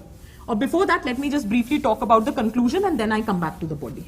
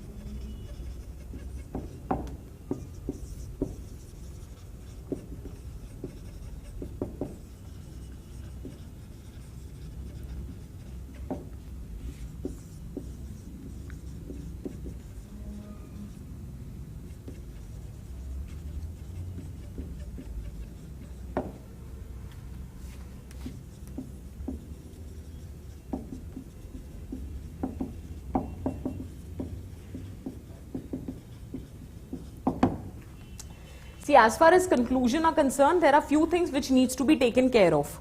First of all, conclusion is not a summary. Please don't summarize, because that gives an impression to the examiner that you're just repeating what you have already written. That's my personal view. You can absolutely disagree with it also. See, but I believe that there is lot to write, so let's not summarize. Okay?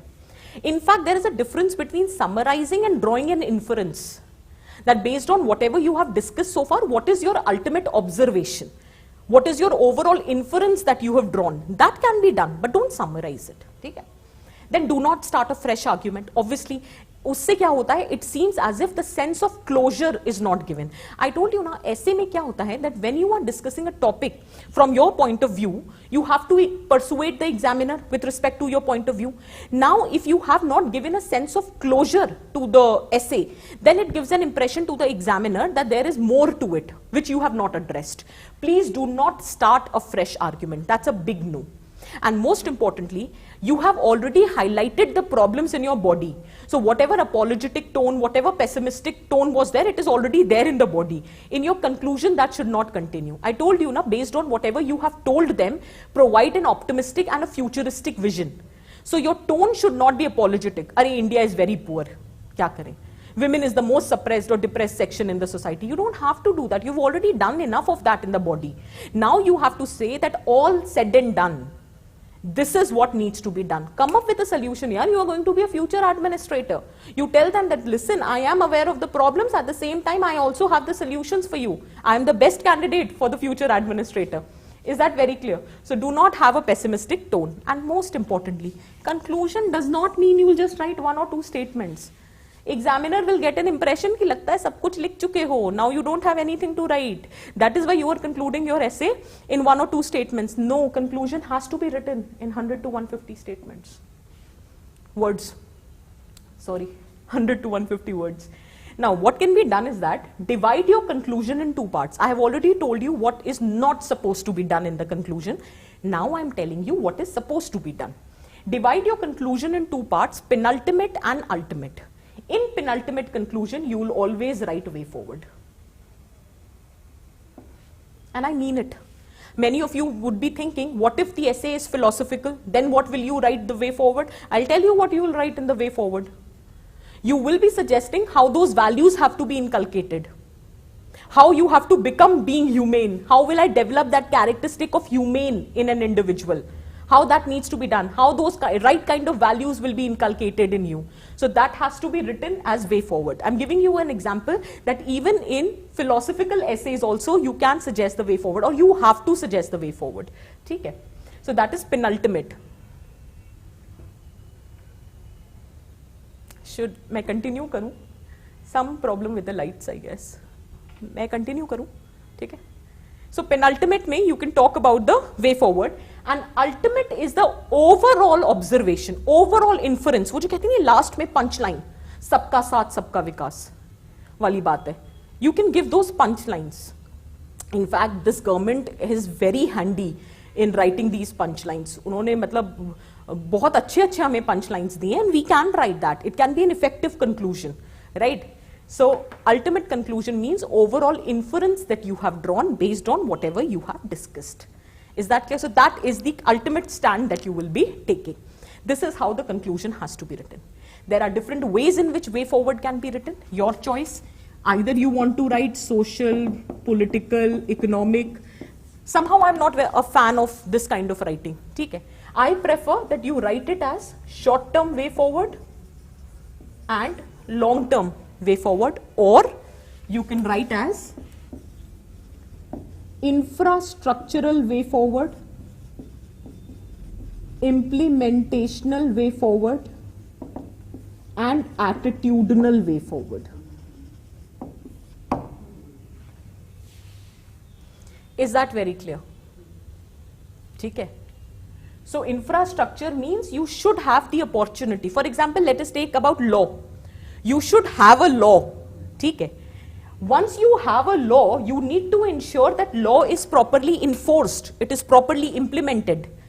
But that implementation would not be effective until and unless that law has not been internalized. So there has to be an attitudinal change. That is what I mean at 3 different levels. That first you need to have a school. Then you need to ensure that the school is functional. Just by having brick and mortar system will not give you the desired result. There has to be a teacher, there has to be quality ensured as far as teacher is there. Most importantly, there has to be an attitudinal change. You should realize that education is an important aspect of your existence and you should proactively send your children to schools for education. So there has to be an attitudinal change. So not only, first is the necessary condition, that is infrastructure.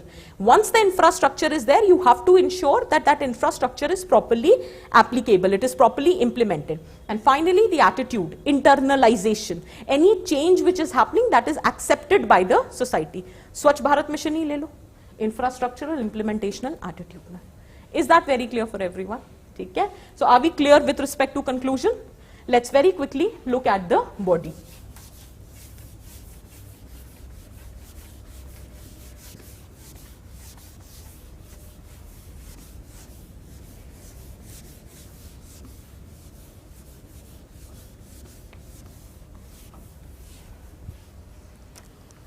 See, as far as body is concerned, one thing is for sure, you have to write a multidimensional essay. There are different ways of ensuring multidimensionality. So our concern is with respect to the body. On an average, your body should be written in 600 to 700 words. That is why I say 6-7 dimensions needs to be covered. Now there are different ways of writing the body of an essay.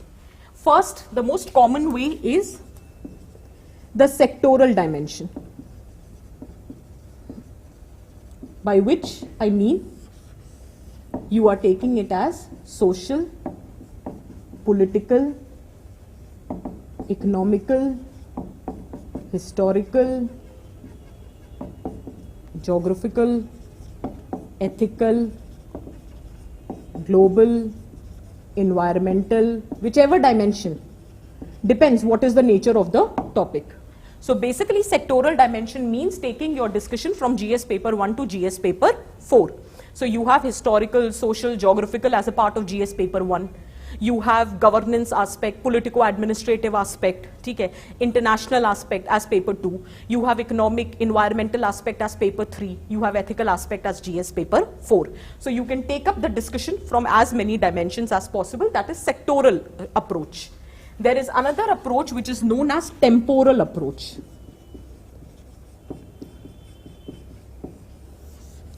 Temporal approach basically deals with ancient,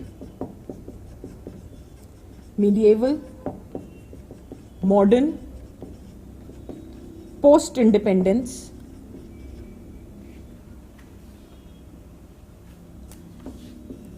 post-globalization and contemporary reality. Now you must be thinking that is it required to write so many discrete points? Absolutely not. See, it totally depends upon your knowledge base. If you are aware about the ancient evolution or the medieval or the modern, you can make use of it. Suppose you don't know about ancient medieval much.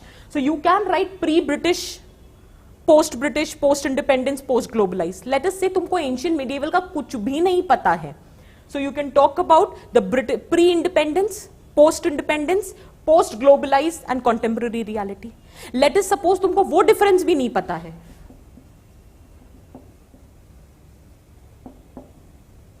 ये तो पता होगा. Did you get my point? So that totally depends upon the kind of content. That totally depends upon the kind of content that you have, right? So if you have discrete information about what happened during ancient period, medieval, modern, you can write it like this. ठीक है? In case you don't, then you can always, history की खासियत है, जहाँ से पता हो वहीं से शुरू कर दो. Because anything which has happened yesterday is a part of your history. So the point here is wherever, whenever, whatever you know, start it from there. Is that very clear? Okay, so that is temporal approach. The another approach is prospects, issues and challenges. Very effective and very common use approach. Cashless economy, prospects, issues and challenges. Digital education, prospects, issues and challenges. Education as a public good, prospects, issues and challenges. Prospects basically means the positive implication, as in case you achieve cashless economy, how it would be beneficial. So that is nothing but the prospect, the positive implication, or the significance, that if you achieve women empowerment, what are the prospects? If you are able to address the problem of patriarchy, what are the prospects? How it is going to be beneficial? So prospects, issues and challenges. That is another way of doing it. The another approach can be implication approach.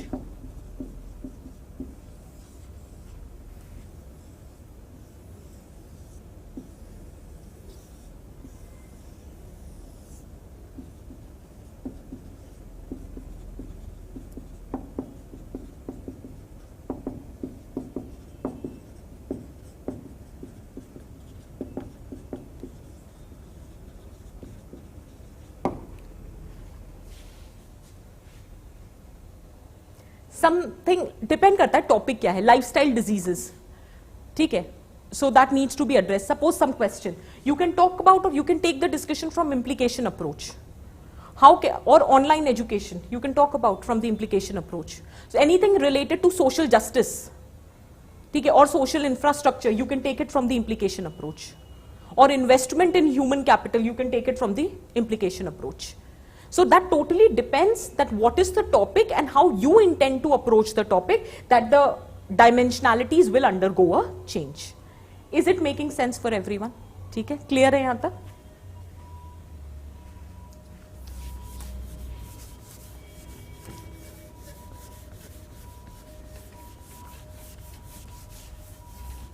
Another way of doing it can also be the institutional approach.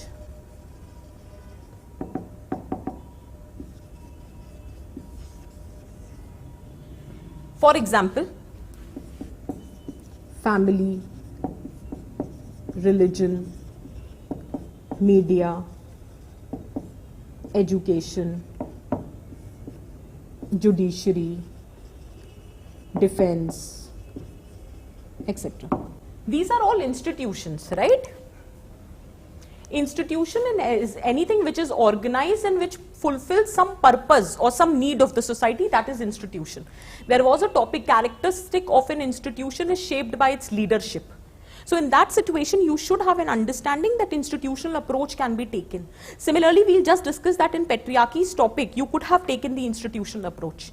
Family, caste, religion, media, cinema, okay, symbolism, so all of that can be taken.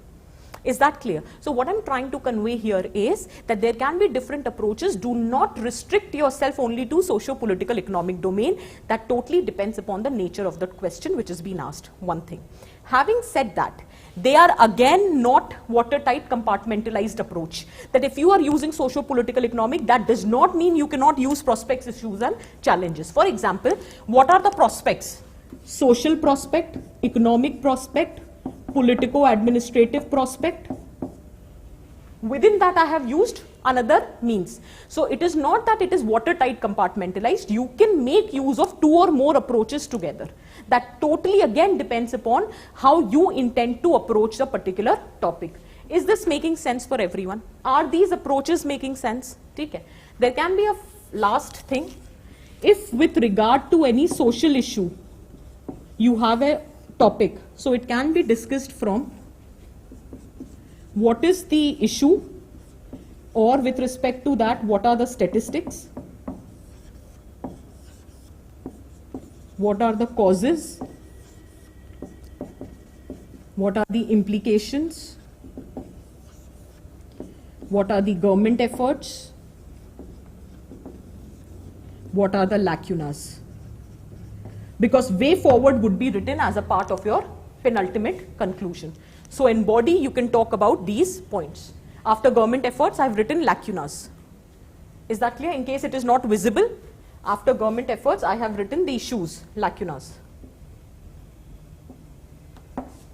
Is that very clear? So there are different ways in which your essay can be made multi-dimensional. Am I clear on this? Okay. Now, let me just give you the overall picture, how your essay should look like.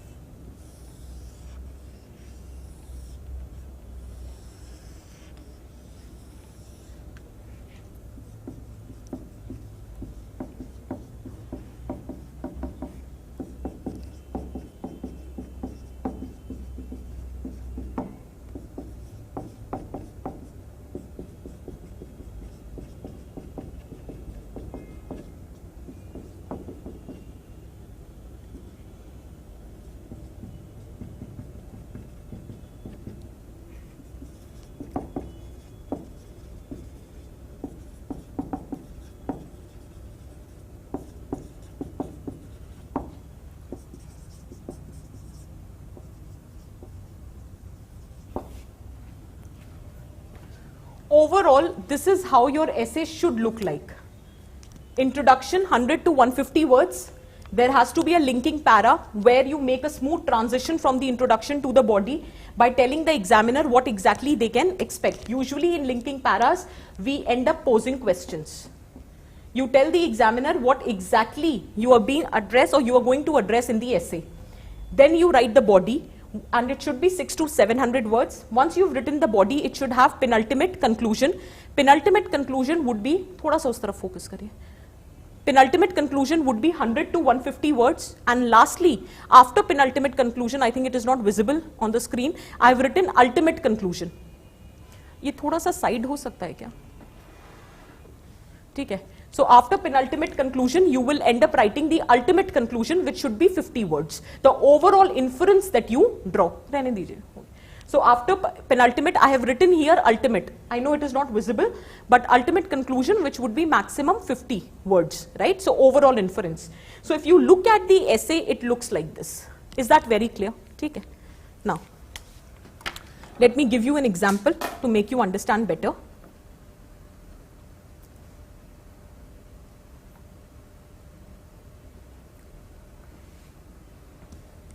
Is the screen visible for everyone? Again, last year's topper, rank 25. The topic was, in contemporary world politics, smart power is neither hard nor soft. It is both. Is it clear? Making sense? The topic, in contemporary world politics, smart power is neither hard nor soft. It is both. The person has made use of the current news. Rewind to 2017, tensions between US and North Korea had reached at its peak. North Korea's nuclear capabilities were not just threatening the Korean peninsula, but also the American hegemony in the region. US President Donald Trump commented that the North Koreans will witness a fire and fury that the world has never seen. In return, North Korea also threatened to attack Guam, enveloping it in fire. Coming 1 year ahead, both Mr. Trump and North Korean leader Mr. Kim sat together at Singapore on June 12th.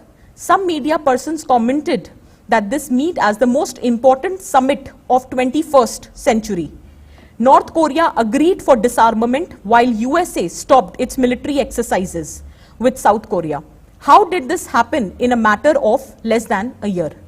The answer lies in skillful diplomacy and the use of smart power. The person has not only made use of the current news, the news has been linked to the theme of the essay. This is what I am trying to tell you, that when you are using different means to introduce your essay does not mean that your essay the introduction has been written.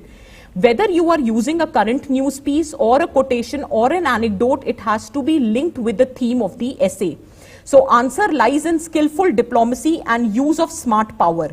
Had both leaders not shown maturity, world would have headed for a deadly nuclear arm race.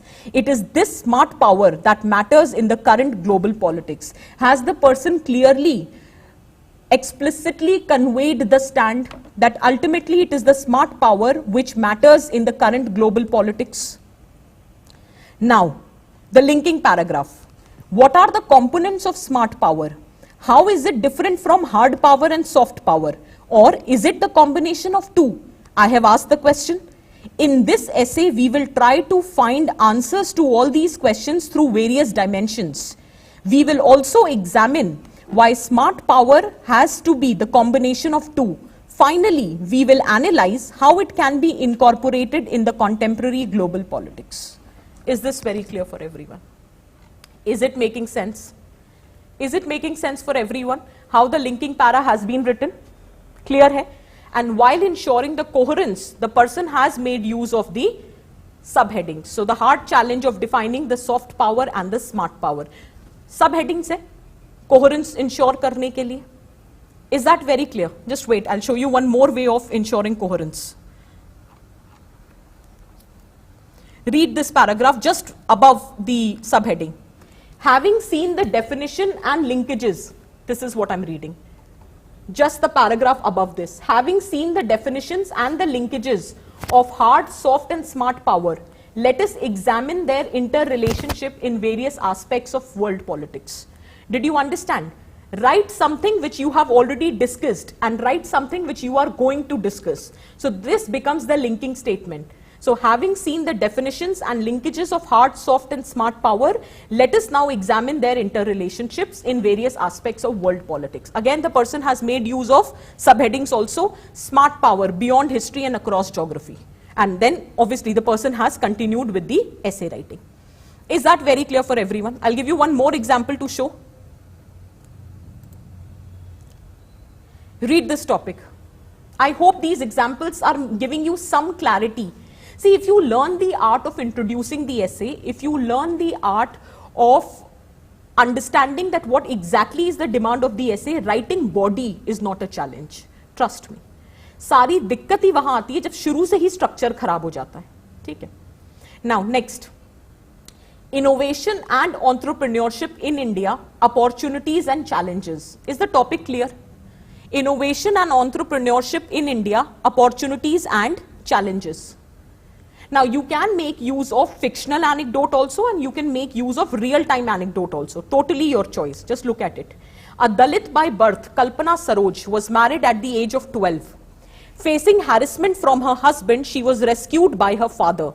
There was a time when she used to work for 2 rupees a day. She started a garment factory in Mumbai and today she runs $100 million garment industry.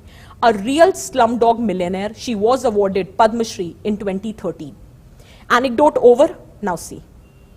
Anecdote has been linked to the theme of the essay. The above example shows the potential of innovation and entrepreneurship to transform a person's life from rags to riches. Is that making sense? Take care. However, within anecdote and linking it to the anecdote, after that the person has done deconstruction of the topic. I told you now, there is no watertight compartmentalization, you can make use of it. So the person has clearly spoke about innovation. What exactly do you mean by innovation? Now, come here. Once the definition is given, in this essay, we will examine the opportunities. In the later part, we will also analyze the challenges associated, and finally, we will try to find some solutions to these challenges. Has the person made it very clear what you can expect from his essay? And then he has made use of subheadings: window of opportunity, dismal state of affair, all that glitter is not gold, silver lining in dark cloud, promise of peril, whatever you want to write, your choice.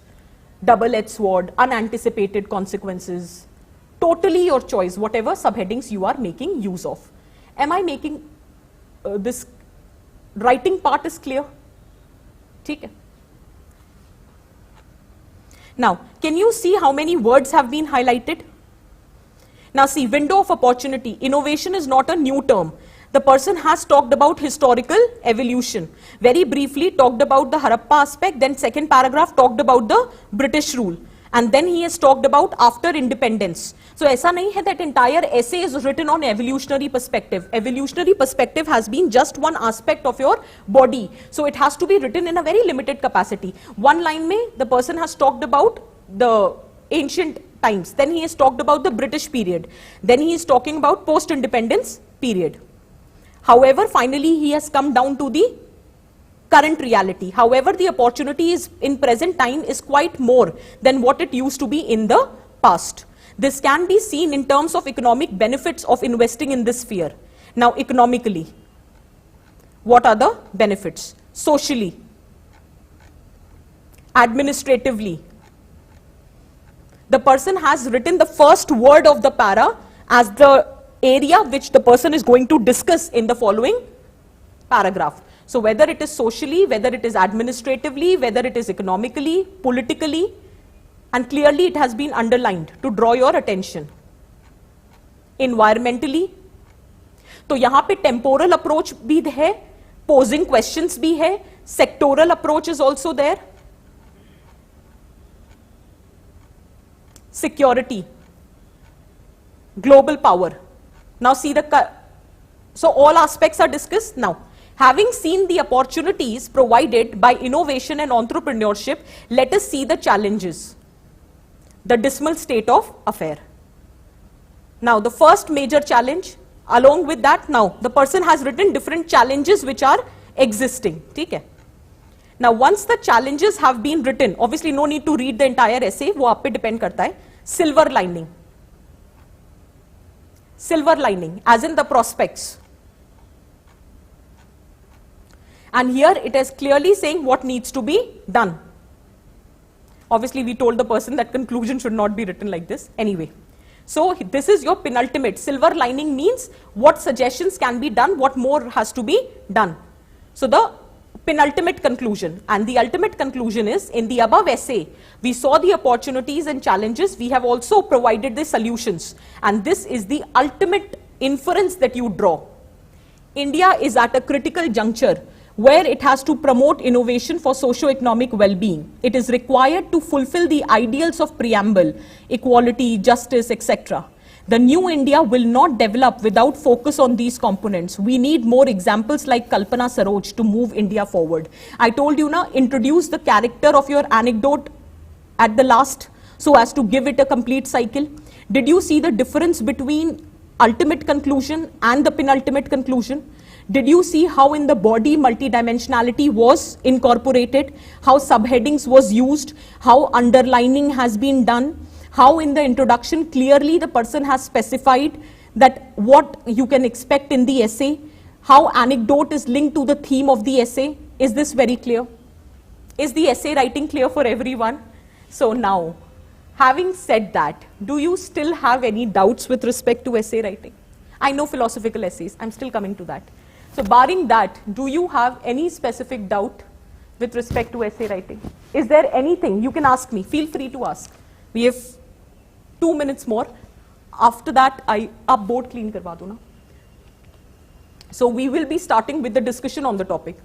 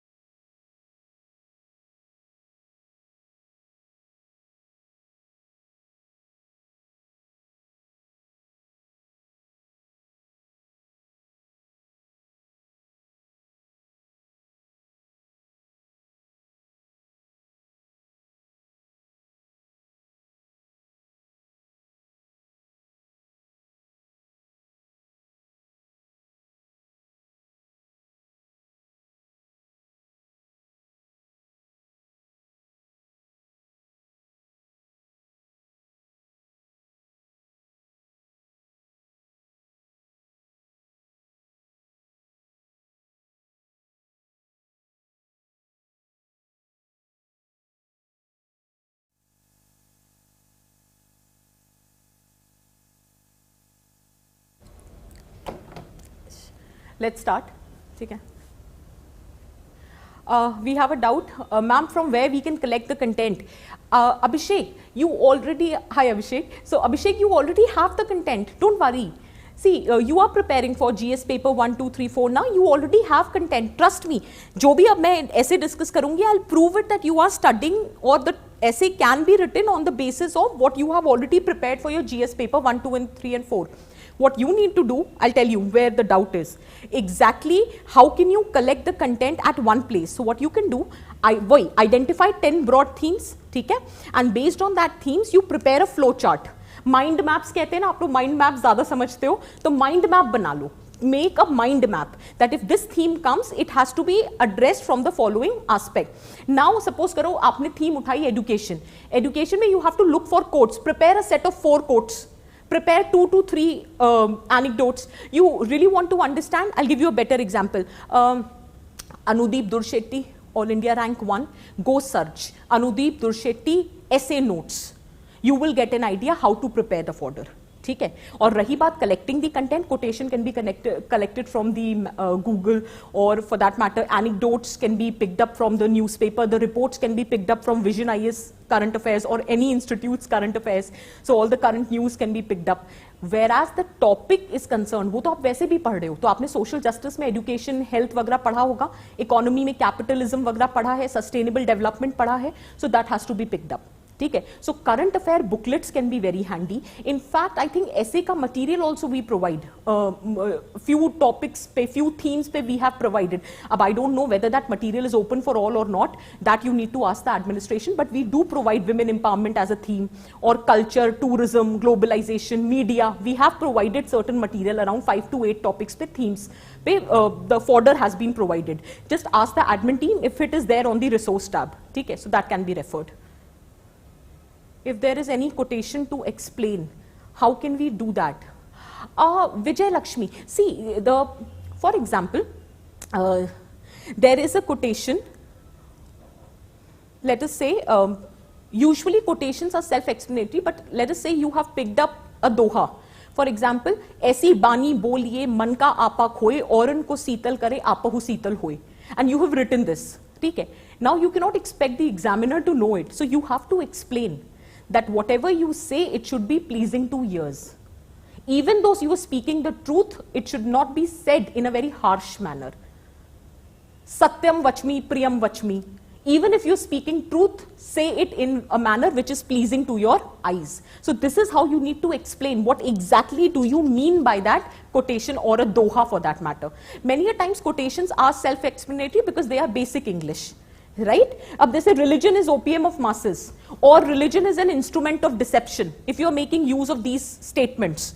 Now many may not be understanding, so you can say that how religion is used as an instrument to deceive by treating women as goddess on one hand, on the other hand the dismal state of women is also because of the various orthodox customs and practices. Ek line mein you can explain and you can move ahead.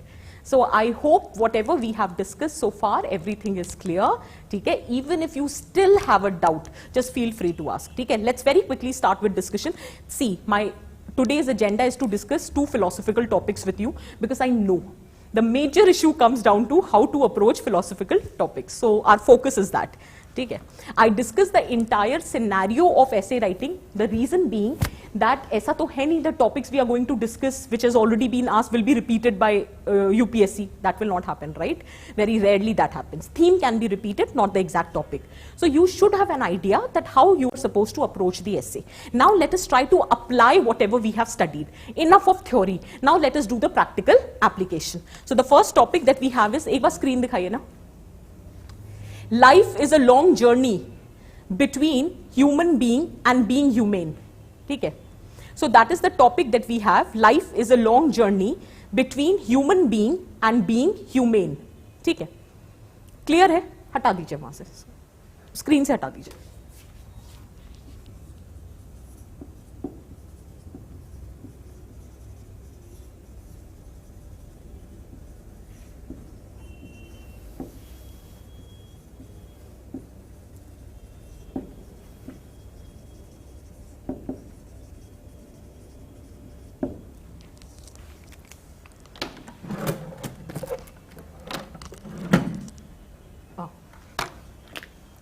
I'll tell you the easiest way, and I think this should not disappoint you, as in not the way I'm telling you.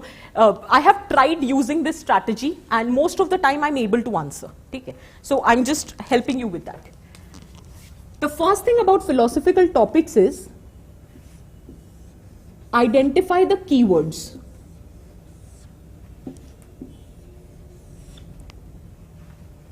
Can we say this? There are certain keywords in the topic. Life is a long journey between human being and being humane. So identify the keywords here. Life, long journey, human being and being humane. Okay? Now there are two kind of things. One is objective and other is subjective. Objective matlab which you know. Okay? So the topic here, life, is objective. You have to understand it in a certain capacity. The moment you are born, okay, so you get a life, right? And it is just the beginning. Life is not a destination, it's a journey. It has been said like this, right? So the moment you are born, your life begins. But that is not the end, that is the beginning, right? So life is a long journey. And it depends how you are experiencing your life. Not everyone, all of us are born into this world. But is our life the same? No. One thing is common, we are all born into this world, right? So that is common thing about our life. But how we live our life, how we experience it, how we explore it, it varies. So that is one aspect. Now, whatever we are doing in brainstorming, as far as philosophical topics are concerned, not everything has to be written in the essay. The moment you highlight the keywords, now you have to do the exploration of the topic. You have to do the deconstruction of the words. So you can talk about that how life is a destination. How life is a destination, or life is not a destination, how life is a journey.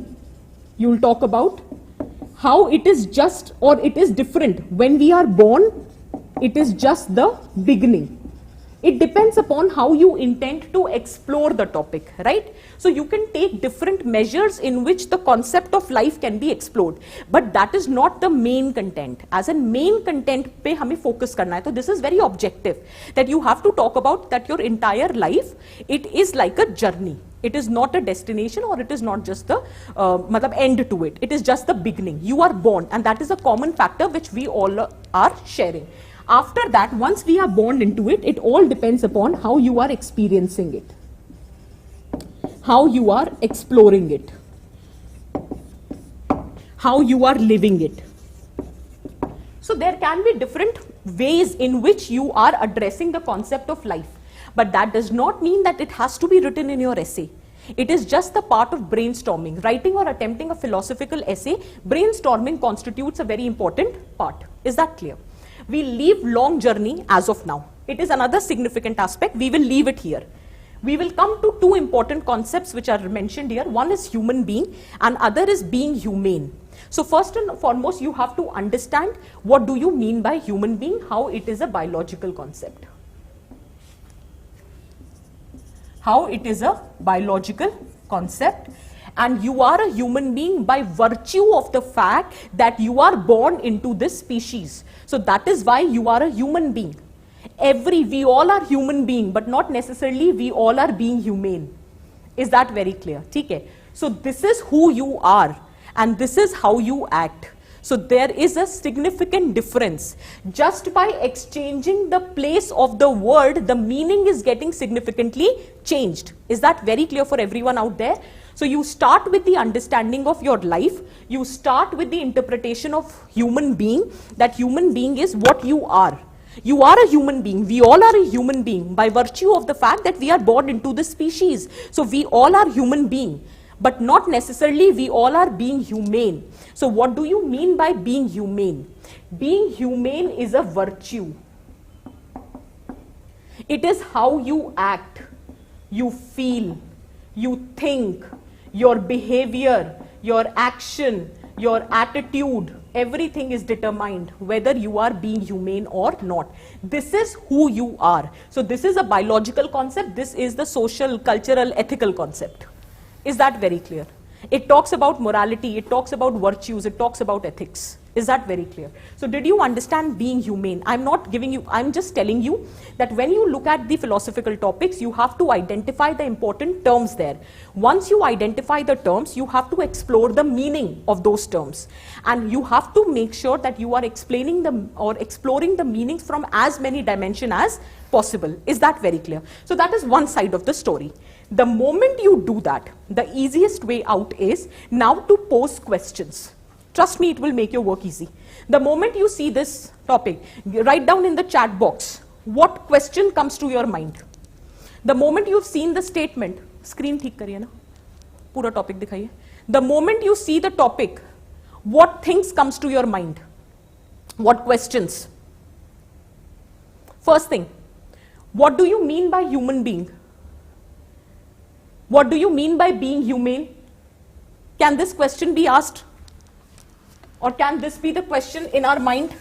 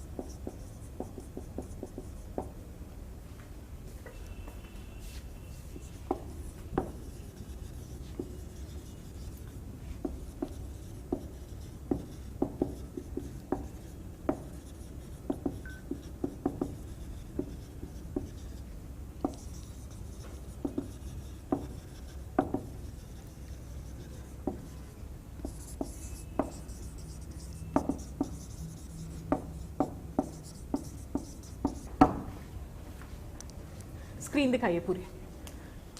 Just look at the topics. Life is a long journey between human being and being humane. After identifying the important terms, you can frame or you can ask the questions. And trust me, this is the easiest way out. And you will never go wrong. Trust me, it will not disappoint. What do you mean by human being? That's the first thing that came to my mind. How is it different from being humane? What are the different manifestations of being humane? If I say someone who is having the humane character, what I mean by that? Oh, I mean that he is compassionate. I mean he is warm-hearted, he is kind, he is tolerant of diversity, he is creative, he is innovative, he is emotionally intelligent. Do I mean that? Yes, I do. He is the one who doesn't fear various experiences of life. So, okay, being humane is having different manifestations, totally depends in what capacity you want to take it. Is that clear? Now, why is it important to develop this virtue of being humane? How it is going to help? Do you remember now, I was telling you just before the starting that how your ethics paper can come very handy. Now, these values which we were talking about, compassion, empathy, tolerance, right? Emotional intelligence, you study all of these things, right? Creativeness, innovation, ठीक है, so you talk or you have studied this, right? So this can be incorporated here. Similarly, why is it important to develop this virtue of being humane? Being humane is a virtue, right? It's a good thing. Now if each one of us, just try to think, if each one of us are humane, we are compassionate, we are kind, we are warm hearted, ठीक है, it's an act of humanity. It promotes humanitarianism, right? So if we all are humane, don't you think it would be good? It would not be good only for the society, it would be good for our own individual self. What is the contribution of ethics to individual and social well-being? That was the question UPSC asked in GS paper 4. That idea can be incorporated here. Being humane means you're having a certain set of values which is desirable. That is why it is said virtue, right? So it's a positive values that you have. And why those values? If we, all of us, are possessing those positive values, don't you think it would be good for us? Why it would be good for us? Because see, somewhere deep down the line, when you do something which is right, you feel good about yourself. It gives you a sense of satisfaction. It gives you peace of mind. It also improves your credibility in the society. It helps improving your social status in the society. So it will contribute to individual well-being. You don't remember human beings, you remember those who have been humane.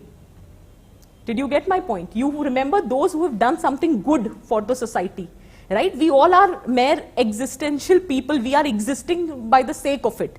But it all, whether we would be remembered, it would all depends upon the kind of acts that we have done. So it is very important for your individual well-being because it will improve your social status, it will improve your prestige in the society.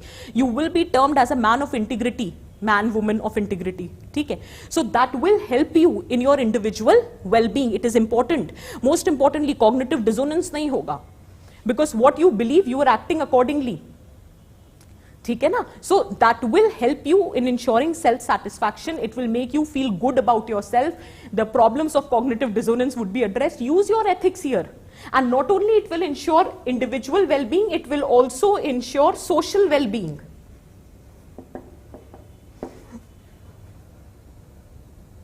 Is that clear? How social well-being? If every one of us are humane, we are considerate towards each other, we are warm-hearted, we are kind, we are helpful, we are accommodative, we are compassionate, don't you think it would be a better world to live in? See, humans have the thing which makes humans different from other species is that you can act, you can think, you have that intellectual stimulation, right? So the point is that we have the capacity to change the nature of this world. We can make this place a hell or a heaven. So it all depends upon whether we are humane or not. So it will result into social well-being. Is that very clear? There will be more peaceful coexistence. There will be more accommodation. There would be more tolerance. We will be sensitive to each other. There will be harmony in the society. So it will result into social well-being. The incidences of crime will decline. The social evils will decline. Because now you are not only a human being, you are being humane. Talk about that. Is that clear? You can further ask a question. If you don't develop this virtue, will it impact? Obviously it will impact. It will create various problems in the society. You can talk about those problems. In fact, in the current context, you can link it with. In the backdrop of current issues or the current context, the concept of being humane has become important. You have incidences of mob lynching. You have growing incidences of inequality. You have gender violence. You have religious wars or conflicts. Is that very clear? There is environmental destruction.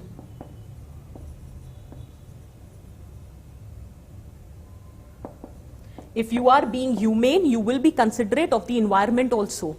You will be selfless. You would not be driven by your selfish motive or interest. So environmental. So in the backdrop of all these issues, the concept of being humane has become all the more important. Is that very clear? So if we don't develop this virtue, then what? So you can talk about these issues. Do you realize that a topic tha and we are trying to address it from as many dimensions as it is possible? Is it clear for everyone? You can, This is not a sacrosanct way of writing it. You can think about your own understanding. You can give more examples here. See, there is a reason why I chose this topic, and simplicity is ultimate form of sophistication, because there is a difference in there is a difference in the style of writing. Here it has to be more argumentative. You have to, because there are a lot of concepts used here. Okay? You have to explain those concepts. Okay? So here, more than examples, obviously examples have to be written. You can talk about Mother Teresa here.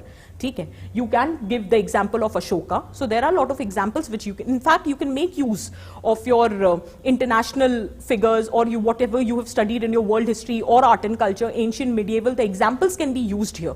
Okay? But that's one side of the story. More than examples, here the arguments have to be established. Is that clear? Okay? Now,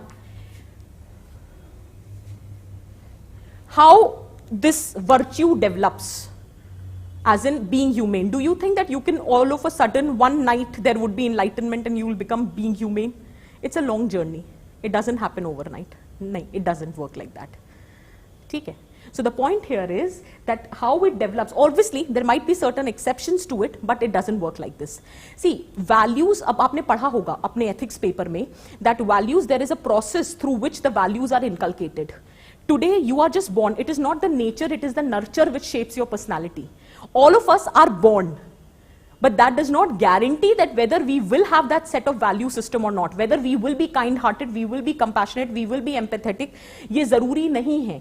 It depends upon what kind of values have been given to us, what kind of socialization has been given to us, and socialization does not happen overnight. It is a long journey. Is that clear? That is why the term long journey has been incorporated. There are different agencies of socialization. Use your ethics knowledge here. So how this being humane values develop? There are different agencies of socialization. For example, the values given to us by our family, the values which is given to us by school, the values which we get from our peer group, the values which is being given to us by media, the values which is shaped by our religious scriptures,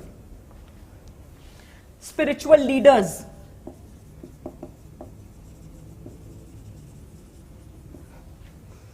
Is it making sense? Are you getting the clarity that how we are intending to approach? So value system, it requires a lot of investment of time, cost and energy. That is why we say right kind of value system needs to be developed right from the childhood. Because once you develop a certain set of values, it becomes a challenge to change it. Right? And then it would be a costly affair also. Emotional cost is also involved, social cost as well as economic cost. So how it develops, why it is being referred as a long journey. Here make use of your agencies of socialization. Here you talk about how family act as an agent of primary socialization. How school, you learn to interact with the larger world, or you get prepared to face the world outside. So education is a means of socialization.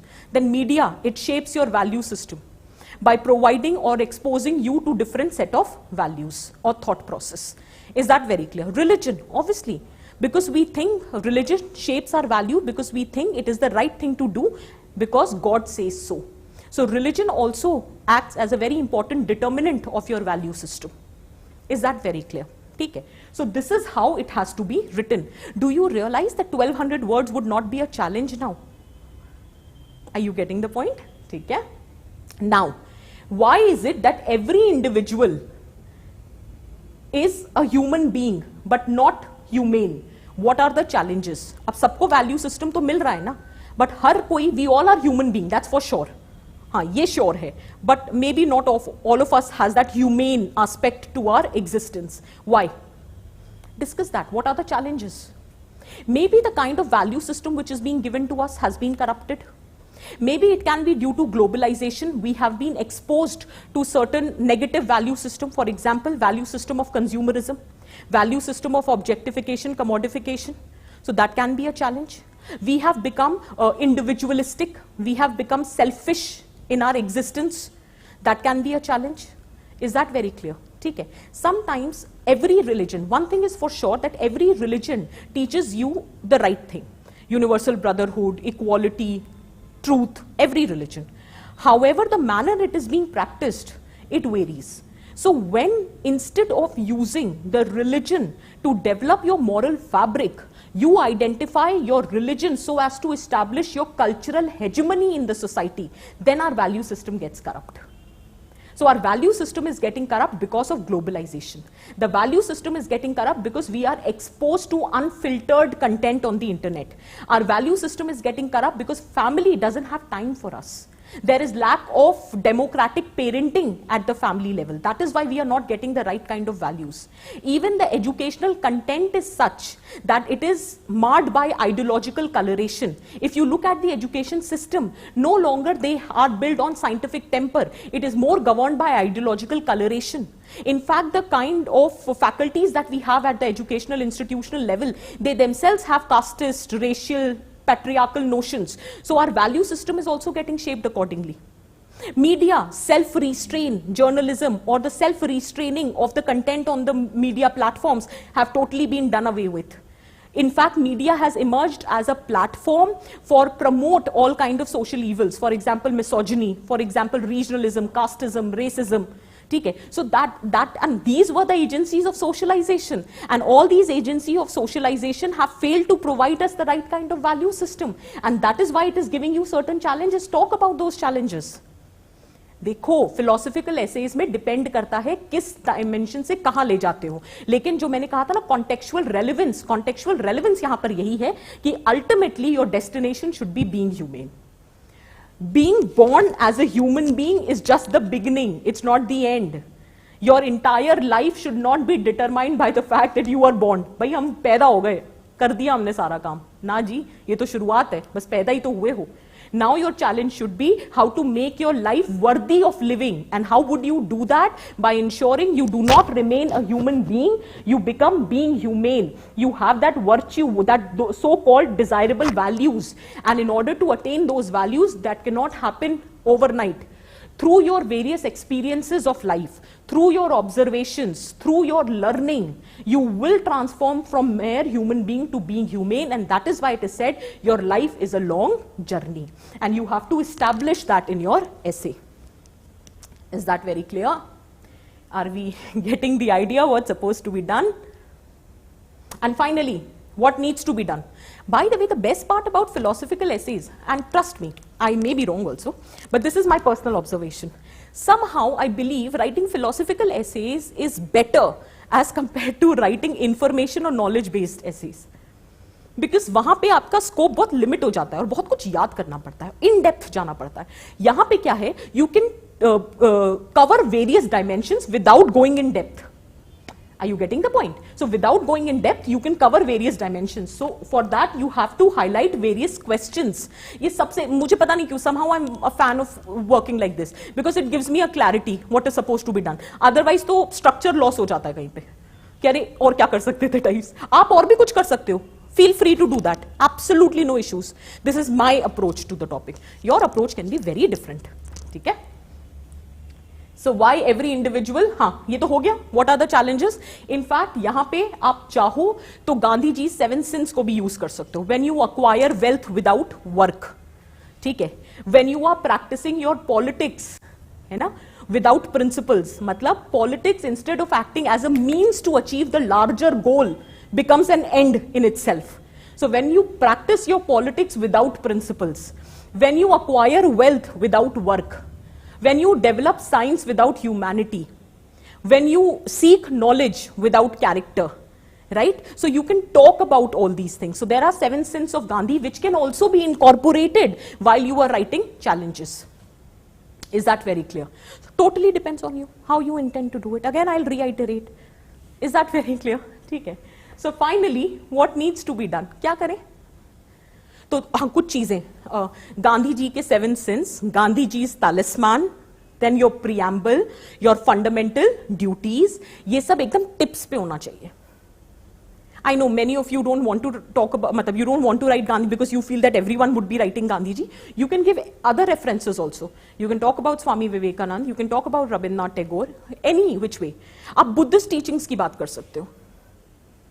That one of the reason why you're not being able to become humane because of your attachment with the materialistic desires.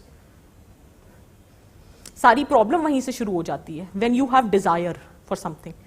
ठीक है, so your capacity to discriminate between right and wrong, it gets diminished. Bhagavad Gita basic challenge क्या है, लिखो. पढ़ा है ना ये सब एथिक्स में, कोई सेपरेट, और ये बिल्कुल do not think that you have to prepare separately. This anyway you are preparing for your ethics paper, आपको बस इसे यूज करना है. इनफैक्ट एथिक्स में उतनी एथिक्स नहीं पूछी जाती है जितने फिलोसॉफिकल टॉपिक्स में you have the choice to write. So I hope this is making sense for everyone. Since you guys are not there in the classroom ना, मुझे आइडिया नहीं लगता है.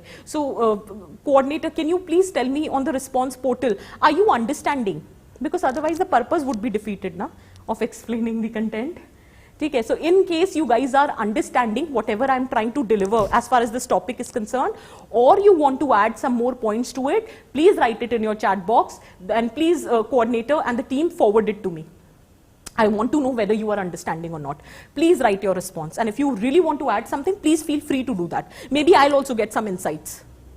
Because essay is one thing which cannot be a monologue. It has to be participative. Right? कहते हैं ना, different approaches to it. Are we clear on this? Can we proceed? Finally, what needs to be done? क्या करें? कैसे आप लोग को हम सब humane बनेंगे? Right kind of value system मिले हमें? ठीक है?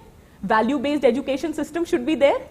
School में नहीं होता moral education, the fees is maaf, the teacher also doesn't take moral education seriously. Democratic parenting is required. Parents have to interact. They have to be attentive towards their kids. ठीक है? Enough of saying that you don't have time for your kids. In case you don't, please don't have kids. In case you are having kids, you should be responsible towards them, because then only it will have a larger impact. Do you realize that in case you don't develop this virtue, it will have a large scale impact. For example, it will be impacting the individuals, it will be impacting the society, it will be impacting the larger nation. So you have to be very clear on this. So what needs to be done? Right kind of value system has to be incorporated right from childhood. So whichever agencies that you have written now, one solution. For example, at family level, democratic and attentive parenting is required. At educational level, value based education. Education without values is no education at all. यही बोलते हैं ना, that if you provide education without values, no matter how useful it is, it will create a clever devil. Please do not do that. Education, knowledge without character is actually a sin. That is what Gandhi ji has said. So provide value based education system, that has to be written. Media, stop objectifying, stop giving impetus to all these negative forces. There has to be self regulation, which is the need of the hour as far as media. अब ये नहीं कि media के लिए एक watchdog बिठा दो. I don't approve of it, because in itself it is a watchdog of democracy. So with respect to media, you have to have some kind of self regulation which is required. ठीक है? Media platforms can be used to promote this. In fact, I'll give you a statement. Ethics में ये concept use होता है with respect to media. Vicarious reinforcement. It's a concept. It says that we have a human tendency. If somebody is rewarded for their act, we have a very strong tendency to emulate their behavior. So agar the person who is virtuous, a person who is morally correct, if he is being or she is being rewarded, the possibility, the probability of we people emulating their behavior would be very high. Are you getting? अब कल को सोनू सूद को पद्मश्री देते हो. So he has played a very significant role as far as this COVID pandemic, and I think no people will have any doubt about it. He has significantly contributed, right? So if you appreciate, so it will have a vicarious reinforcement. Is that very clear for everyone? Is it making sense? तो आप ये सारी चीजें लिख सकते हो, ठीक है? तो these are basic things which has to be done. Religious values have to be without any perversion, without any corruption.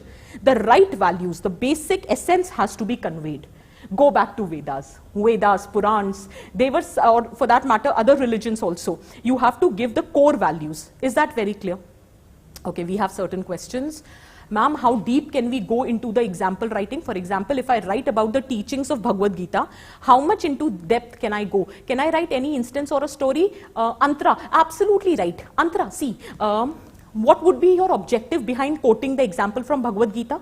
To justify your argument, right? ठीक है ना? तो उतना ही लिखो जितना justification. For example, I gave you that example, that desire for materialistic things. When you have desire or attachment, And if that desire doesn't get fulfilled, you become angry. Once you become angry, then your ability to discriminate between right and wrong, it diminishes. Is that clear? So you are far from being humane, because then you don't fear before causing harm to others, because now your ability to discriminate has been diminished. Right? Did you get my point? So bas itna hi likhna hai. So this is there in Bhagavad Gita. Lord Krishna had talked about that. What is this? So itna likh ke chhod do. The purpose of quoting these things, instance or story, absolutely this can be done. Is that clear? Absolutely this can be done. Can we proceed? So will you be able to write the essay? नहीं, अभी हमने सिर्फ brainstorming करी है. Actually ऐसे को structure तो किया ही नहीं अभी. अब क्या करना है? The moment you see these 8 questions, right, now you identify कि कौन से वो चीजें हैं which I can write in the introduction, which I will be writing in the body, and which I will be writing in the conclusion. For example, I thought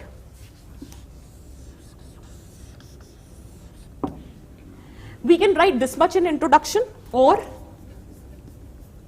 you can write first 2 points in the introduction, your choice. Then if you write this as an introduction, 3, 4, 5, 6 and 7, this becomes the body. What needs to be done becomes the penultimate conclusion. And ultimately, what is your observation? Your ultimate inference will become your conclusion. Is this very clear for everyone? So the moment you write the questions, all you need to do is first numbering the question. यहाँ पे तो मैंने order में ही लिखा है. Otherwise, कभी-कभी क्या होता है, when you are thinking of the question, obviously you will not be able to exactly structure in the right way. तो आप बस questions लिखो when you are brainstorming. That these are the questions which I think of while I looking at the topic. Then you have to number them properly. In a I remember. Do you remember? Arguments have to be arranged in orderly fashion. So then you number them. यहाँ तो मैंने numbering में ही लिखा है. Otherwise you number them. And then you identify, अच्छा ये introduction में, ये body में, ये conclusion में. Did you get the point?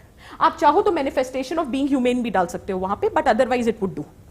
Now, it comes, how will you introduce? Look at the screen. Look at the screen. This is just one way of introducing. आप कुछ और भी लिख सकते थे. In the pre-dawn hours of a Saturday morning in January, an arsonist set fire to the Victoria Islamic Center, a mosque in Victoria, Texas. The fire gutted the building, but the shocked community immediately responded with love. The Jewish and Christian communities of Victoria quickly stepped up, offering their churches for worship to the congregation of fewer than 150 people, and within days, GoFundMe account was set up to raise funds for rebuilding the uninsured structure, surpassed the goal of this much money, raising more than $1 million from people of all the beliefs, including atheists.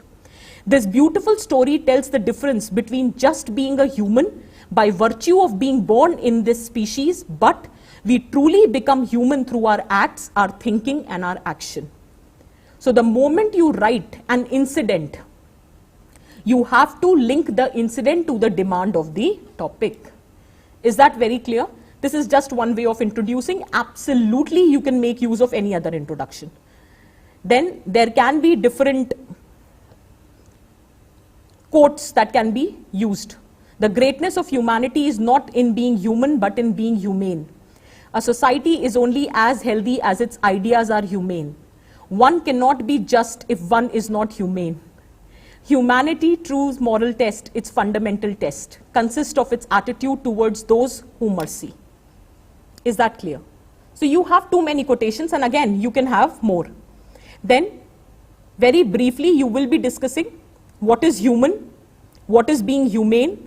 You will establish how same words, human being humane, just change the order of the words and the meaning completely changes. How humanness is the core value behind the progress of civilization and human race. Humanness as a value should be given impetus. Small acts of benevolence can create huge ripples of change. One can help wipe tears, spread joy and smiles. Misery and agony can be abated through being humane. Points हैं बस. हमने जो major मुद्दा था वो discuss कर लिया. मेरे लिए वो ज्यादा इंपॉर्टेंट है that if you understand how to approach the topic, because each one of you out there has different source of content. Life is a journey filled with lessons, hardship, heartaches, joy, celebrations, special moments which ultimately lead us to our destination, our purpose in life. ठीक है. Now you have explained everything. Then you will be talking about the linking para here, how quality of being humane is benevolence, sense of compassion, sensitivity, which is a characteristic to the human race, is humanity.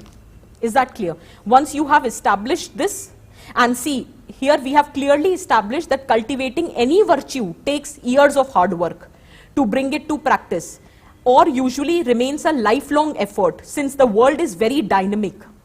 Is that very clear? ठीक है. So as a matter of fact, being human or humane entails living with the better qualities of humankind, for example, warm-heartedness.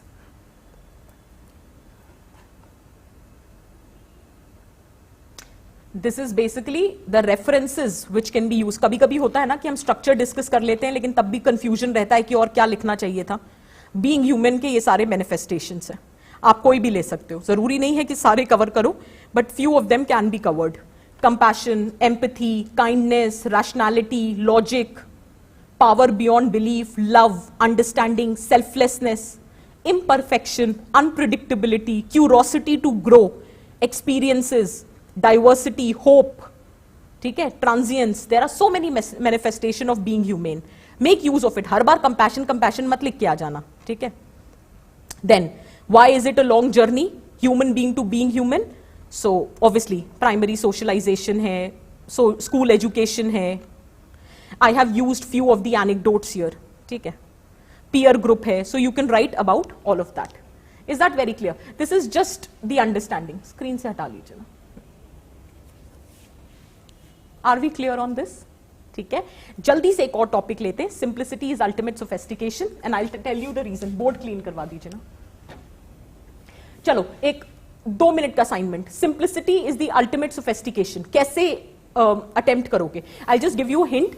The manner of attempting this topic is different from what we have studied. ठीक है. So आज I think I am already running short of time, so what we'll do is that we'll make sure we'll discuss both the philosophical topics. ठीक है. और एक ये patriarchy वाला, I give you the overall structure, तो वो social issues भी cover हो जाएगा.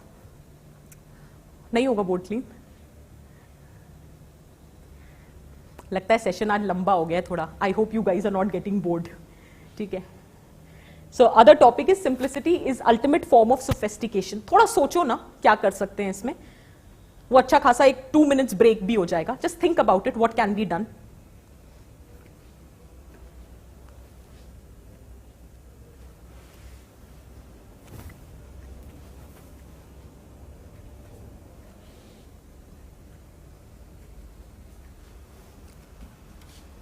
बुलाइए किसी को जल्दी.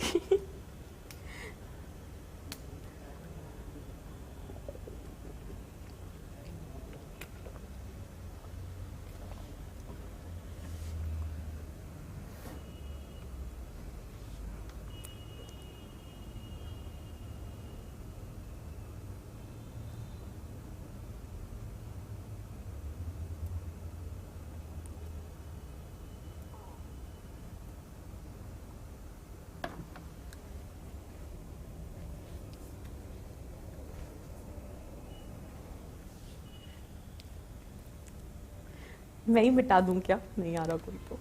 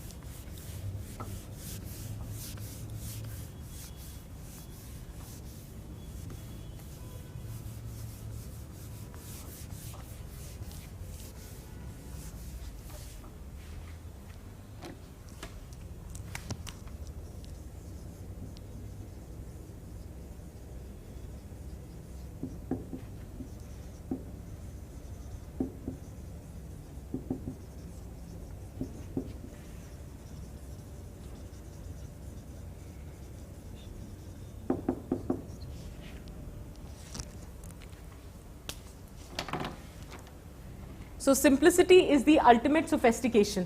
ठीक है, that's the topic we have. Absolutely correct. Concept of zero in our life. Ayush, brilliant. Yes, we can do that.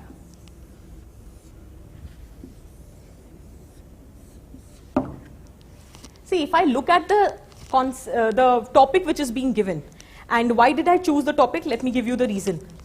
In the previous topic, we were giving too much emphasis on the argument, as in we were having discussion. Okay? In this particular topic, can we say the previous topic was analysis and this is more of elucidate? As in you have to explain or justify the statement by means of examples. And there you were actually analyzing the statement by deconstructing the topic in sub-parts, taking every part separately and then trying to build on the argument. The more we have another, the more simple you are, the more acceptance you have, and then you gain more understanding, and due to this, more sophistication exists. Kanak, absolutely correct. Wow. See, so the point here is, what do you mean by simplicity? Actually, the problem is, we have a misconstrued notion that something which is simple, that means it's not worthy. Okay? We have a habit of complicating life. Trust me, we do have this habit. Because anything which is done in a very quick span of time, we like, लगता है बहुत easy था. वो easy इसलिए नहीं था क्योंकि वो जल्दी हो गया. We fail to realize that how much effort has gone beyond presenting that content in an easy manner. Simplicity means which is easily understandable by all. So that is the simplicity.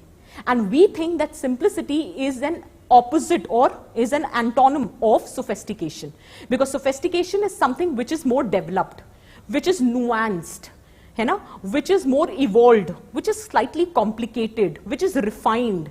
So jitne bhi ye bhari bharkam shabd hain, that comes with sophistication. Sophistication can be with respect to your social existence. Sophistication can be with respect to your intellect. Sophistication can be with respect to your ideas. Look, so start with the meaning. Simplicity matlab easy to understand. Okay? Sophistication, something which is refined, something which is evolved, something which is subtle, something which is developed. I'm giving you as many manifestations. Something which is complicated, sophisticated. Sophistication can be with respect to your cultural sophistication. It can be with respect to your fashion. It can be with respect to your ideas. It can be with respect to your knowledge or intellectual sophistication जिसे कहते हैं. It can be with respect to your technology. Sophistication, so there can be various manifestations. In this particular, this is the brainstorming, right? In this particular topic, more than having the arguments or more than having the discussion with respect to the opinion, there is already an opinion given to you. This is an idea that sophistication is, simplicity is ultimate sophistication. Now, in your subconscious mind, you add a tail word to it.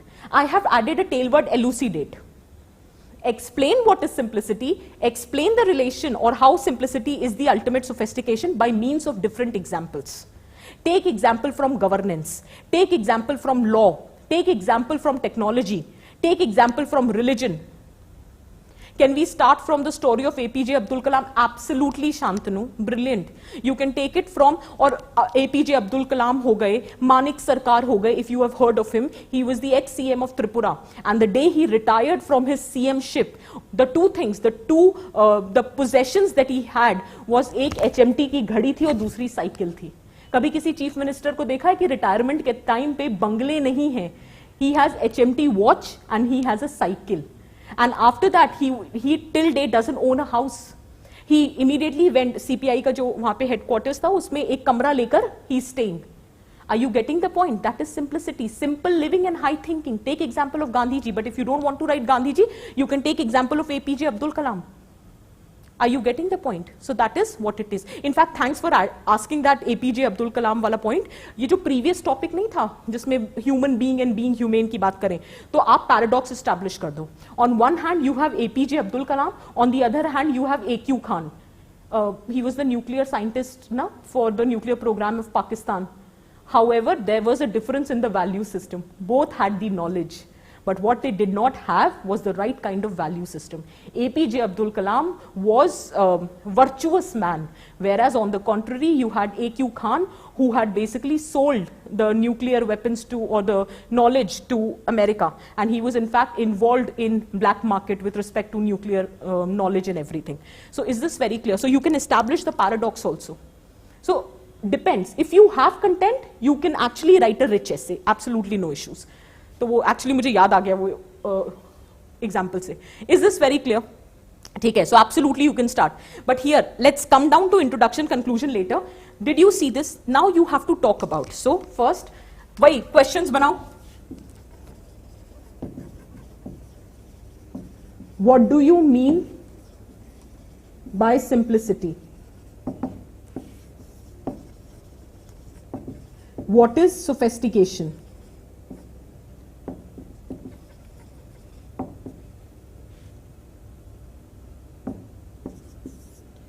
Is simplicity opposite of sophistication?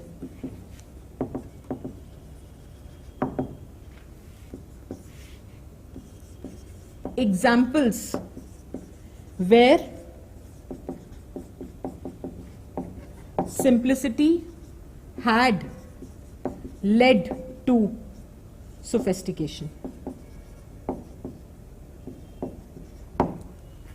How many different areas the examples can be taken? Religion, governance, legal matter, law.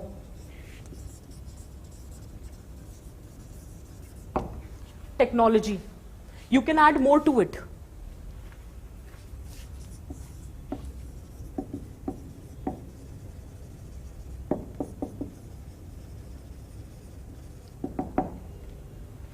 Examples of various personalities. Lal Bahadur Shastri, perfect example.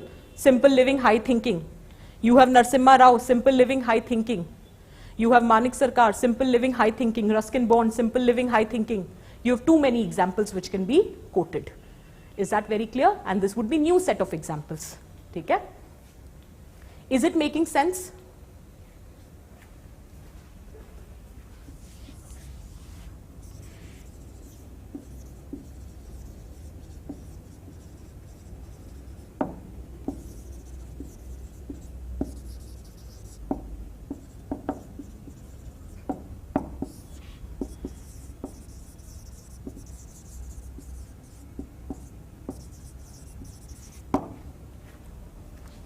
You can start with Apple's case study also.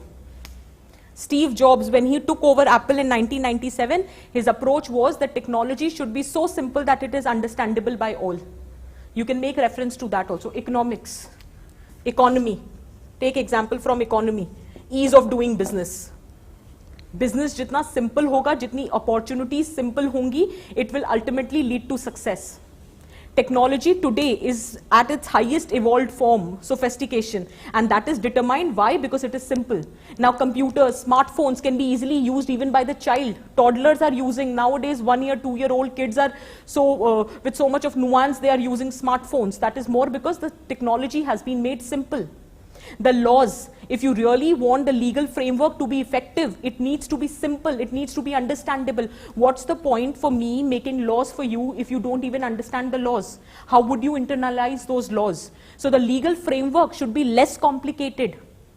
It needs to be simple, simple enough so that the masses, irrespective of their educational, social background, they can understand the nuances of law. Then only you can expect that the law would be totally internalized and it would be applicable in the society. You are coming up with governance programs, plannings, and you are not able to explain what is your policy, what is your programs. Jitna simple uska draft hoga, jitna easily understandable hoga, utne kam apprehensions. I'm sorry for the Hindi. The more easy it is to understand, the less would be the apprehension. It would be easy to govern. All of us, we talk about uniform civil code. We are talking about farm bills. What we are not understanding is that there is large section of society which is uneducated, right? And if you do not clear their apprehension, then there will always be a middleman who might turn this entire issue in a propaganda or a different narrative. So all we want is that your laws should be so simple, so clear that it is, or your governance policies programs should be so simple, so clear that every individual, irrespective of their intellectual level, they are able to understand. So being simple doesn't mean it is banal, but that is the attitude which is existing. So we can talk about why people perceive being simple as something which is not desirable, because that is how we've been brought up. That everything needs to be complicated, only then it would be termed as sophistication. A simple attire is not termed as sophisticated. Fashion is something which needs to be very convoluted. It needs to be something which is out of box. एक खादी का कपड़ा sophistication नहीं हो सकता है, क्योंकि that is the thought process which is existing. वो बात अलग है जिसने खादी की बात करी, देश को आजादी दिला दी. But khadi in our terms is too simple. It cannot be fashionable. It cannot be sophisticated. English, that has to be sophisticated. A simple language cannot be. So that kind of mindset. So it can also be because of over obsession with the Western culture, that our traditional simple living is not sophisticated for us. So you can link it to that aspect also. Is that very clear? Is it making sense?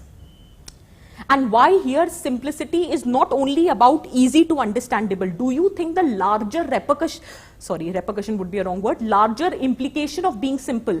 If you are being simple, it would be more feasible to be sustainable. Do you realize what is simple living?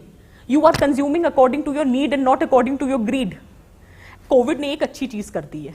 It has made us realize that in less number of clothes, with no shopping, for that matter, you can survive, right? With not purchasing different things, because you need to understand, you have to build a character. These are very superfluous things which are existing. We are so obsessed with the consumerism aspect of the existence that we fail to realize that we should be more concerned about enriching our attitude, our thought process, not on these superfluous things. So simplicity also promotes sustainability, which will have larger implications for the society, and that idea needs to be promoted, because you have enough for everyone's need but not for everyone's greed. Is that very clear? Add it here. So what needs to be done? Right kind of value system. मैंने आपसे कहा था ना that even in your philosophical topics you always have a way forward. And तभी कहते हैं कि एक पेपर में 2 philosophical topics you should not address. That is why now they are giving you the entire section, because more or less way forward remains the same. The right kind of value system needs to be inculcated, and there are different agencies of values. So all those agencies should give you the right kind of value system. Is that very clear? Look at the screen, you will get a better idea. But before that, if I was thinking, how should I introduce this topic? So I was thinking, can we draw this parallel that on one hand, have you ever seen the gymnast performing those acrobatic activities and everything? Do you think that they seem to make it very effortless? They do it with so much of ease. It looks so simple, but when you get down to doing it, you will realize it is so difficult. They have been able to make it so simple because hours and hours, days, months, years of practice has gone in order to attain that level of sophistication. And how do you determine that it is the evolved level of sophistication? By ensuring that it is looking so effortless, so flawless, so simple to execute. But when you get down executing it on your own, you will realize how challenging it is. Did you realize? You can make use of it. Have you ever seen the skaters, the international skaters, the one who is using that skateboards and everything? It looks so effortless. But then do you realize that there is so much of hard work has gone into that, nailing that art, for that matter skill. Similarly, on the other hand, have you seen the cartoonist, the one who makes those caricatures and everything? It appears to be so simple, but do you realize that how much effort goes in that? How to make it relevant to the current context, or how it is so easy to relate, it makes you laugh that you get associated to these cartoon characters for all your life. You still remember that cartoon caricatures, the Tom and Jerry or whatever you've been watching. I think I have seen Tom and Jerry. Sorry, but what I'm just trying to say is that can we take these examples that on one hand you have gymnasts or world level, or on the other hand you have these cartoonists who are making these caricatures. On the other hand, you take an example of Einstein, who gave you the basic equation E is equal to mc square. But that simple equation is used to solve the biggest problems. Did you get the point what I'm trying to say? Simplicity undoubtedly is the ultimate sophistication. Is that very clear? Making sense? You can give example of Ratan Tata, Narayan Murthy to start, or Sudha Murthy for that matter. If you want to start your essays, you can start with that. Einstein says if you cannot explain something simply, that means you yourself have not understood it. Who is a sophisticated teacher? One who is able to explain the content in the most simple, understandable manner. Who is a sophisticated politician who is able to address the social problems without making it complicated? Is that very clear? Making sense? Look at the board. Screen दिखाइए ना. Simplicity is the ultimate sophistication. Started with, in the world where materialism dictates all, simplicity is an art. Infosys chairperson Sudha Murthy does it flawlessly. Unlike the rich and famous, she doesn't clad herself in fancy attire and jewelry. So it comes as no surprise that a woman who always has been donning simple saris have not bought a single one in last 21 years. The reason behind it is selfless and something we should all take some learning from. In the world where materialism plays a significant role, especially for the people who can afford the finer things in life, this is a great example how we don't need worldly things to make us happy. Simplicity exudes sophistication. You can take absolutely example of APJ Abdul Kalam. We have taken that example also. I'll just show it to you. Then you have different quotations. Simple living, high thinking, Mahatma Gandhi. Life is really simple, but we insist on making it complicated, Confucius. Truth is ever to be found in simplicity and not in multiplicity and confusion of things. Beauty of style and harmony and grace and good rhythm depends on simplicity. In fact, Coco Chanel, ये तो brand है. Simplicity is the keynote of true elegance. Elegance भी है ना एक manifestation of sophistication. In fact, this statement, this theme, simplicity is ultimate sophistication, is given by Leonardo da Vinci. ठीक है? You can make use of it. Now, what is simplicity? The quality or a condition of being easy to understand or do something. This quotation, simplicity is the ultimate sophistication, is given by the great artist Leonardo da Vinci, and which was later appropriated by Steve Jobs as a design philosophy for his Apple computers. Does it not hold true for all aspects of life? Simplicity rules style everywhere. Excess is never a sign of sophistication. Sophistication refers to, we have already talked about it, refinement, evolved, complicated, subtle, developed, knowledgeable. Okay? You can add more aspects to it. Now, how can this be related? Social, simple customs instead of complex customs. Take example of religion. How it was due to complexity of the older religious customs which resulted into advent of newer religions like Jainism and Buddhism. Give example, simple procedures like middle path in Buddhism attracted people. Madhyamik Marg was the ultimate sophistication. Give example of Bhakti movement. It resulted in simpler access to spirituality for a common man. You can talk about minimalistic lifestyle as against the consumerist lifestyle. That example can also be given. Is that clear? Similarly, you can give example from the field of legal aspect. Then you can talk about how in India, यहाँ पे देखो, how in India, is it visible? How in India barriers of language, education, technological reach add to the problem of legal awareness. Then you can talk about governance, maximum governance and minimum government. Maximum governance requires simplicity in execution. Cutting red tapeism, multiple layers of middlemen to grant simple access to the people, all of that needs to be addressed. Minimum government refers to a state or practice of subjecting the subjects to minimum interventions and allowing them to act suo moto with least regulation and restrictions. Add to this.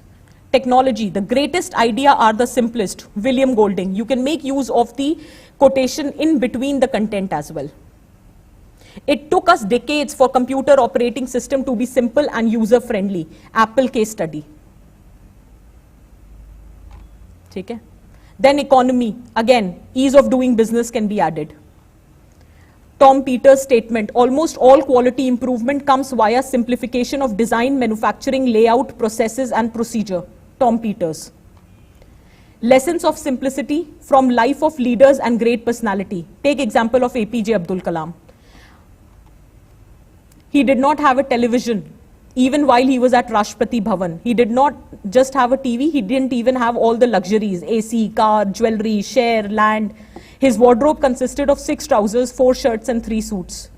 He was invited to a seminar where the organizers have arranged for a special chair for him to be seated on. Upon seeing this special treatment being given to him, he politely refused and asked for the same chair which was used by everyone. This was when he was the president. Simple living, high thinking. Mahatma Gandhi. And finally, when you have to, obviously Mahatma Gandhi, you can give the example. Then finally, when you have to make a conclusion, simplicity is something that many of us desire, but not all know how to create simplicity. So does simplicity has laws? Yes, it does. There is a book, Laws of Simplicity, which is written by John Maida. It says reduce complexities, organize everything, learn and trust. These are the 4 basics which can help you in establishing simplicity in your life. You can write it like this also. This is very specific, and I know many of us might not having the knowledge about it. This is only for the reference. You can make use of other aspects also. Inculcation of right kind of value system through various agencies. Is that very clear for everyone? So on this note, can we conclude the lecture?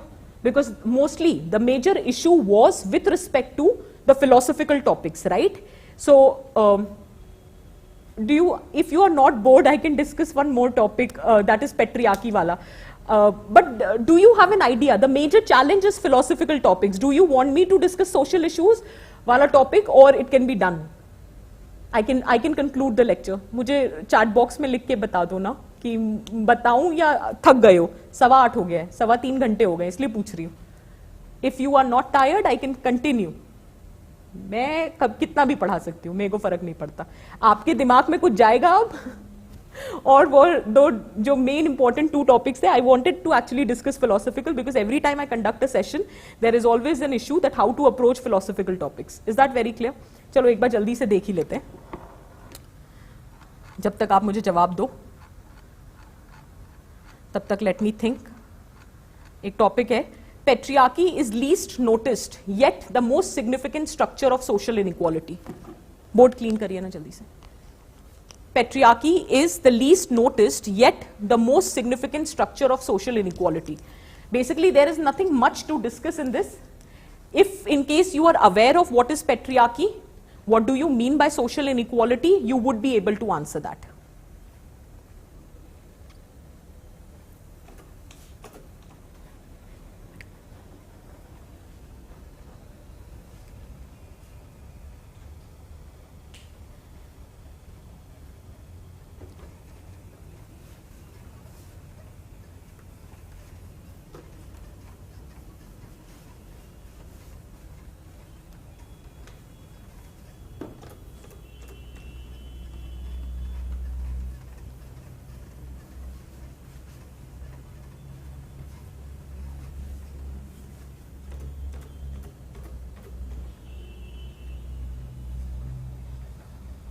Fine, we'll continue. I'll just take one more topic. So I'll continue with this. Let's start. Thank you, Bhaiya.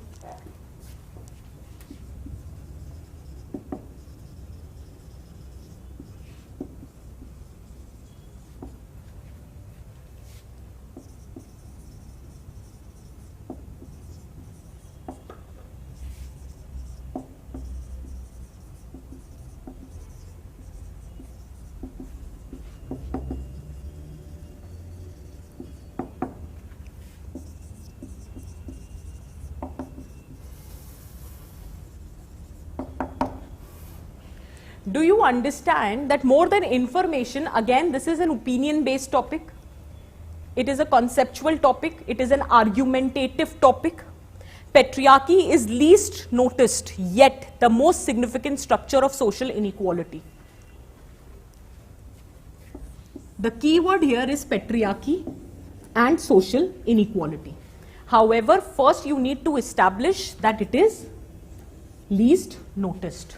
That means you should have an understanding that how patriarchy has become a part of our natural existence, everyday existence, or in a better word, it has resulted into internalization of patriarchy. Is that clear? Now, again, we'll go on the similar lines. that how you are supposed to approach. Again, you should have an understanding, since it is again opinion based, right? What is patriarchy? First and foremost. How and why it is implicit, as in it is not evident on the surface, but it is existing. So why it is so and how it is so.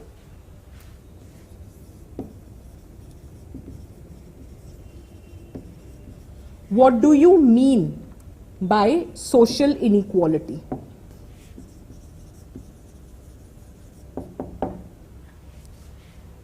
So social inequality refers to differential access with respect to rewards, resources, opportunities. Now that differential access to rewards, opportunities, resources can be on the basis of different parameters. It can be on the basis of religion, it can be on the basis of caste, it can also be on the basis of gender. Is that very clear? So when it is on the basis of gender, that social inequality on the basis of gender draws its legitimacy from a patriarchal society. So patriarchy is the most significant structure of social inequality. Is that very clear? So that argument has to be established. Is that very clear for everyone? Now, what do you mean by social inequality? Now, establishing how patriarchy is a structure of social inequality. So while establishing, you have to give examples.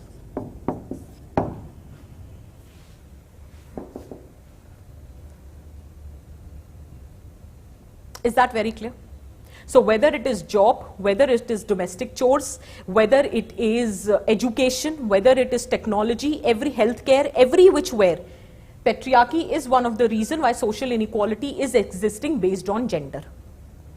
Clear hai? So you will be establishing, I'm just framing the questions abhi, I'm not giving you the answer. So establishing how patriarchy is a structure of social inequality, give examples from various walks of life. Is that clear?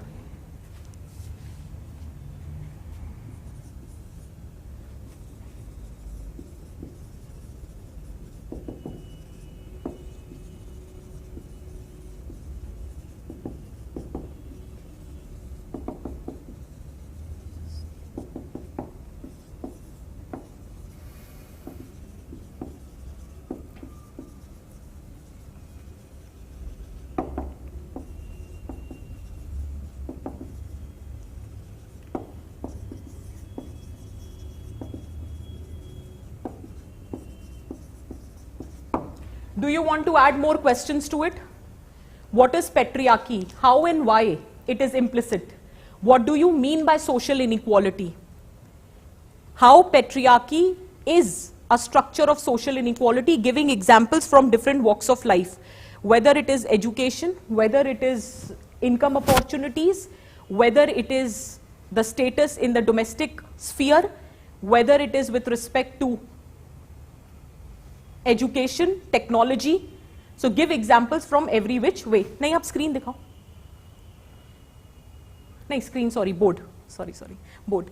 So establishing how patriarchy is a structure of social inequality, give examples from different areas.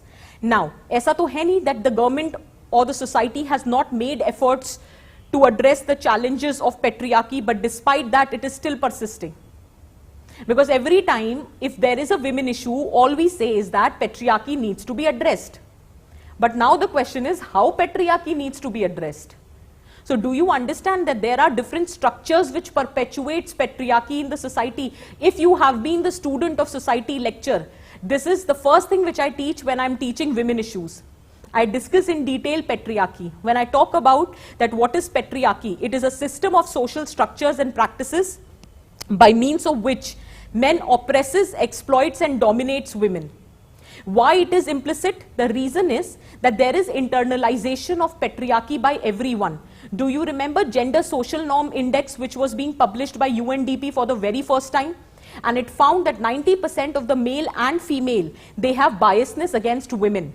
28% believes it is absolutely fine for a husband to beat their wife. 40% of them believes that the women are less competitive as compared to men when it comes down to economic executiveness. Similarly, they believe that women is not competitive enough to be a good political leader as compared to men. And this is the idea which is not only held by the males in the society, it is equally held by the females in the society. So there is an internalization, and how I am supporting my argument by quoting this gender social norm index which is published by UNDP.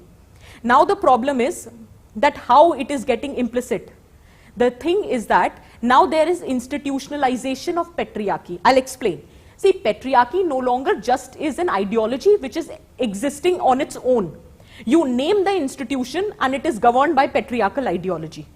Your family, religion, caste, media, education, workplace, judiciary, parliament, every which where you name it and you have it.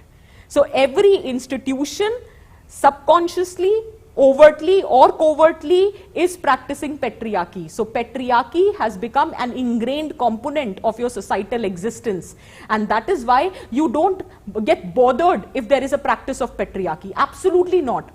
Chalta hai culture hai hamare yahan to. Is that very clear? If women gets beaten up, I'll tell you how it is working.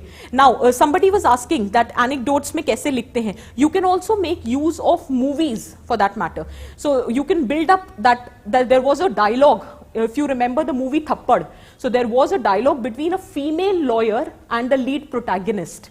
And the female lawyer asked, "Is your husband cheating on you?" She said, "No." "Is your husband committing domestic violence?" She said, "No." "Is your husband demanding dowry?" She said, "No." So then she was asked, then what has he done? So he's like, "He has slapped me."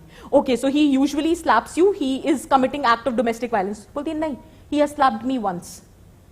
So then the female lawyer says, I am highlighting female lawyer, and then she asks that ek hi baar mara hai, it is just single slap, and on that pretext you want divorce.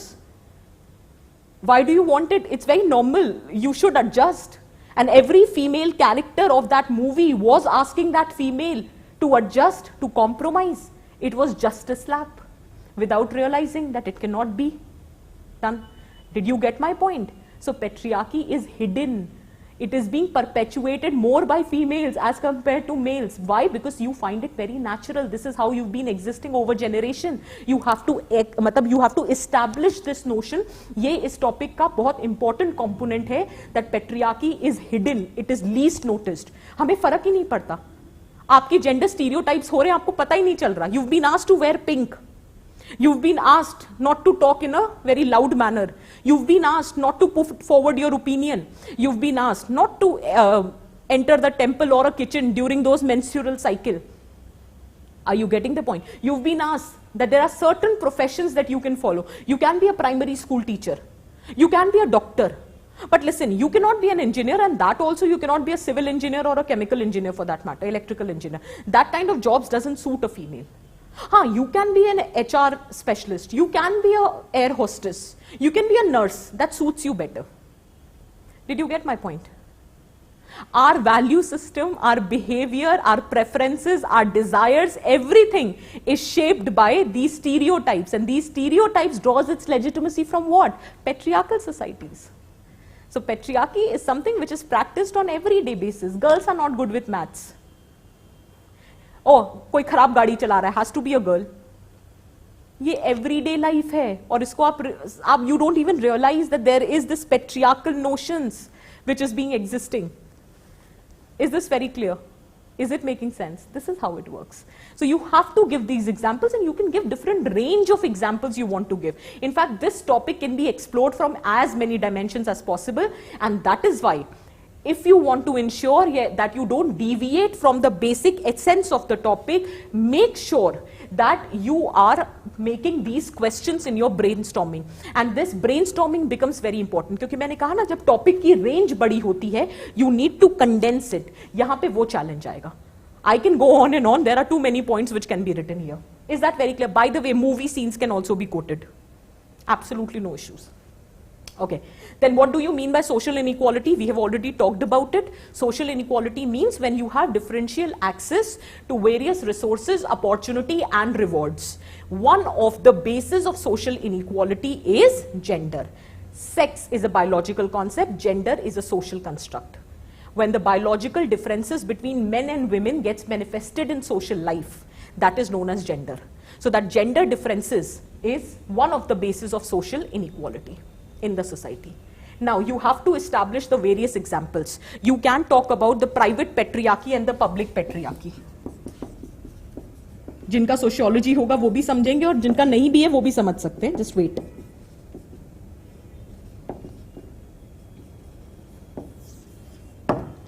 Domestic chores. There is clear-cut division of labor which is existing in the private capacity. There is violence against women in the domestic sphere. Domestic violence for that matter. You don't even recognize there's something called marital rape. Why? Because patriarchy is hidden.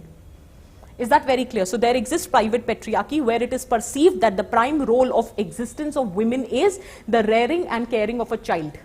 Why? Because it is perceived that women by very nature are caring and nurturing. So there exists a sexual division of labor which is resulting into private patriarchy. However, when women started working, it was believed, यहाँ पे आप unpaid work लिख सकते हो, unpaid care work.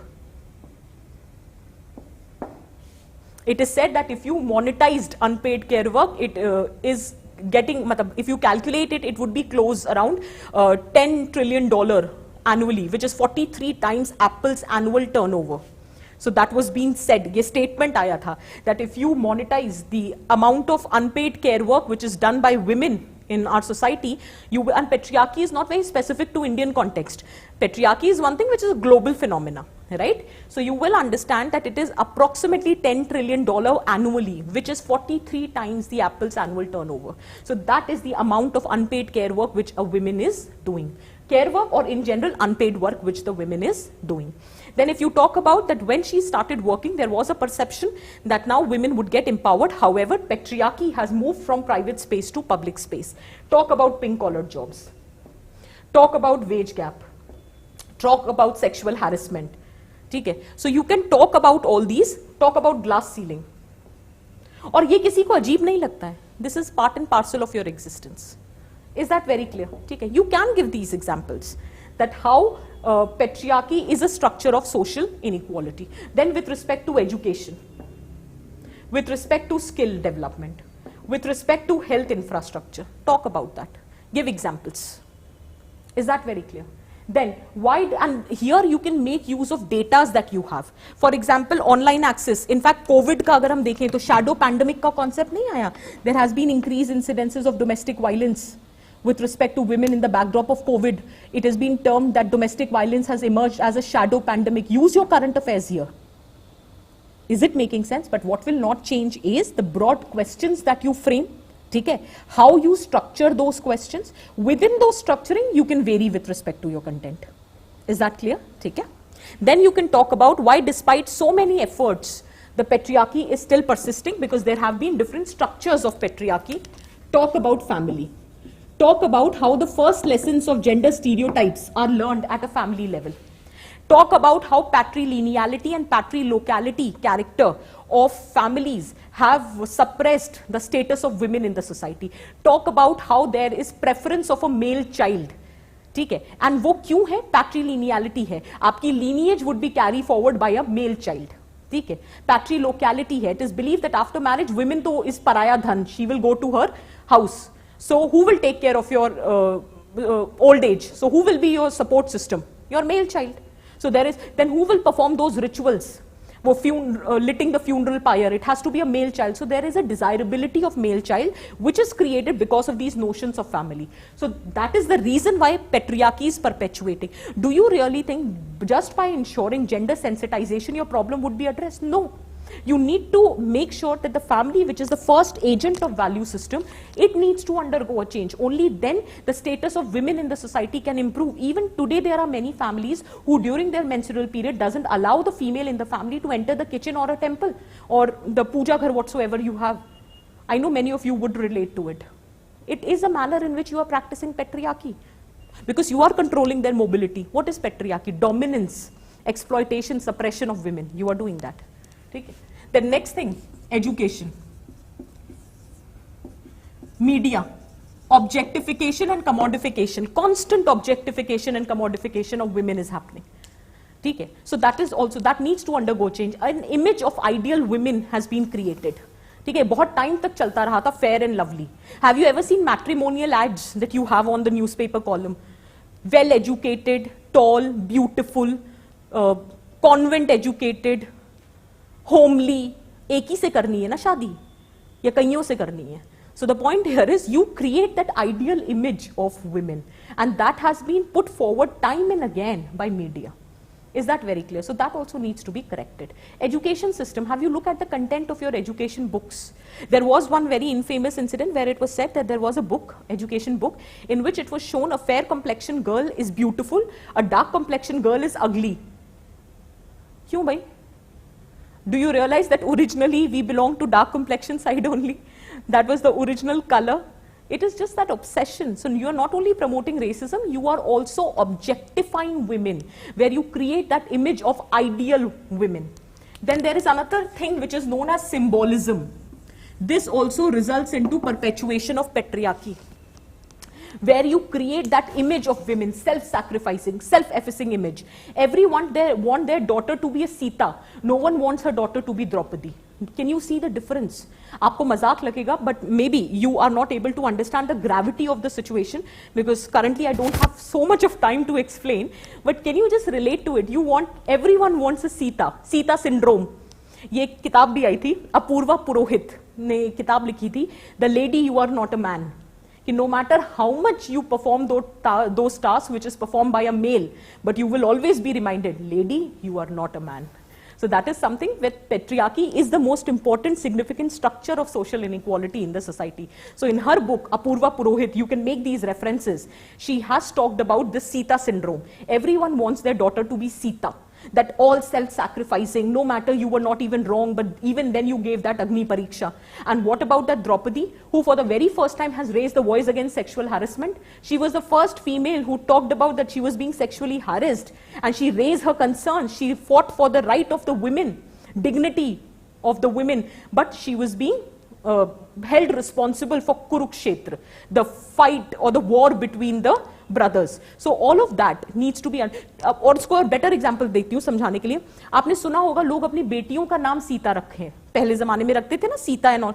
आपने कभी सुना है, hands on your heart and tell me you have come across one female whose name is Draupadi?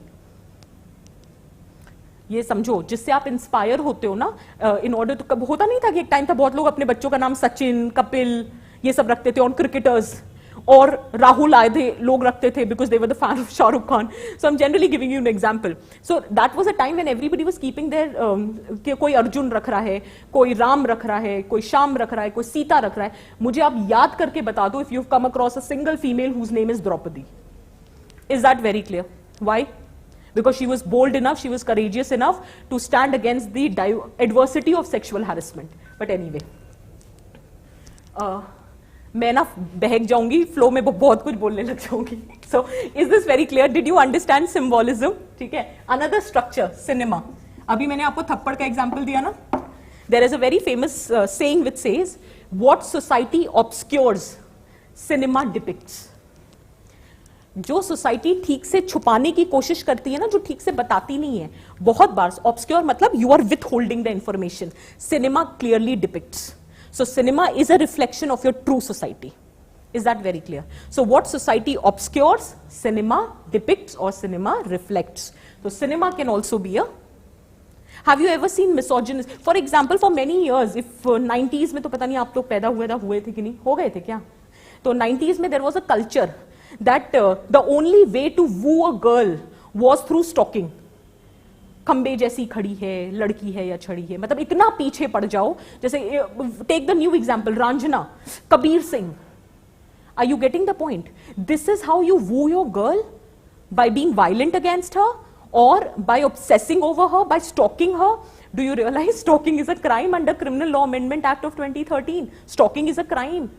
But हमारे यहाँ को तो यही पता है भाई, लड़के हैं गलती हो जाती है. A very ex-CM of one of the state said, यार भाई लड़के हैं गलती हो गई. Are you getting the attitude? Patriarchy is it's a norm, it's normal, it's not exception. I'll tell you what is an exception. The day you open the newspaper and you come across the articles that the so-and-so girl was raped, she was being murdered, there was a dowry death, you'll flip the pages. अच्छा एक और rape हुआ है, okay, चलो छोड़ो. अच्छा इतनी छोटी क्या हो रहा है? What is happening in the society? You can make use of these references while you are starting your essay. That this is normal in India. What is an exception? If your girl has achieved something. Oh wow, अच्छा supreme court जज एक female बनी है. ओहो अच्छा अच्छा okay. किसी MNC में the board of directors, the president, the chairman, अच्छा Indira Nooyi was the president. ओहो, एक्सेप्शन है. ये नॉर्मल होना चाहिए था. But this is an exception. Why? Because patriarchy is normal in our society.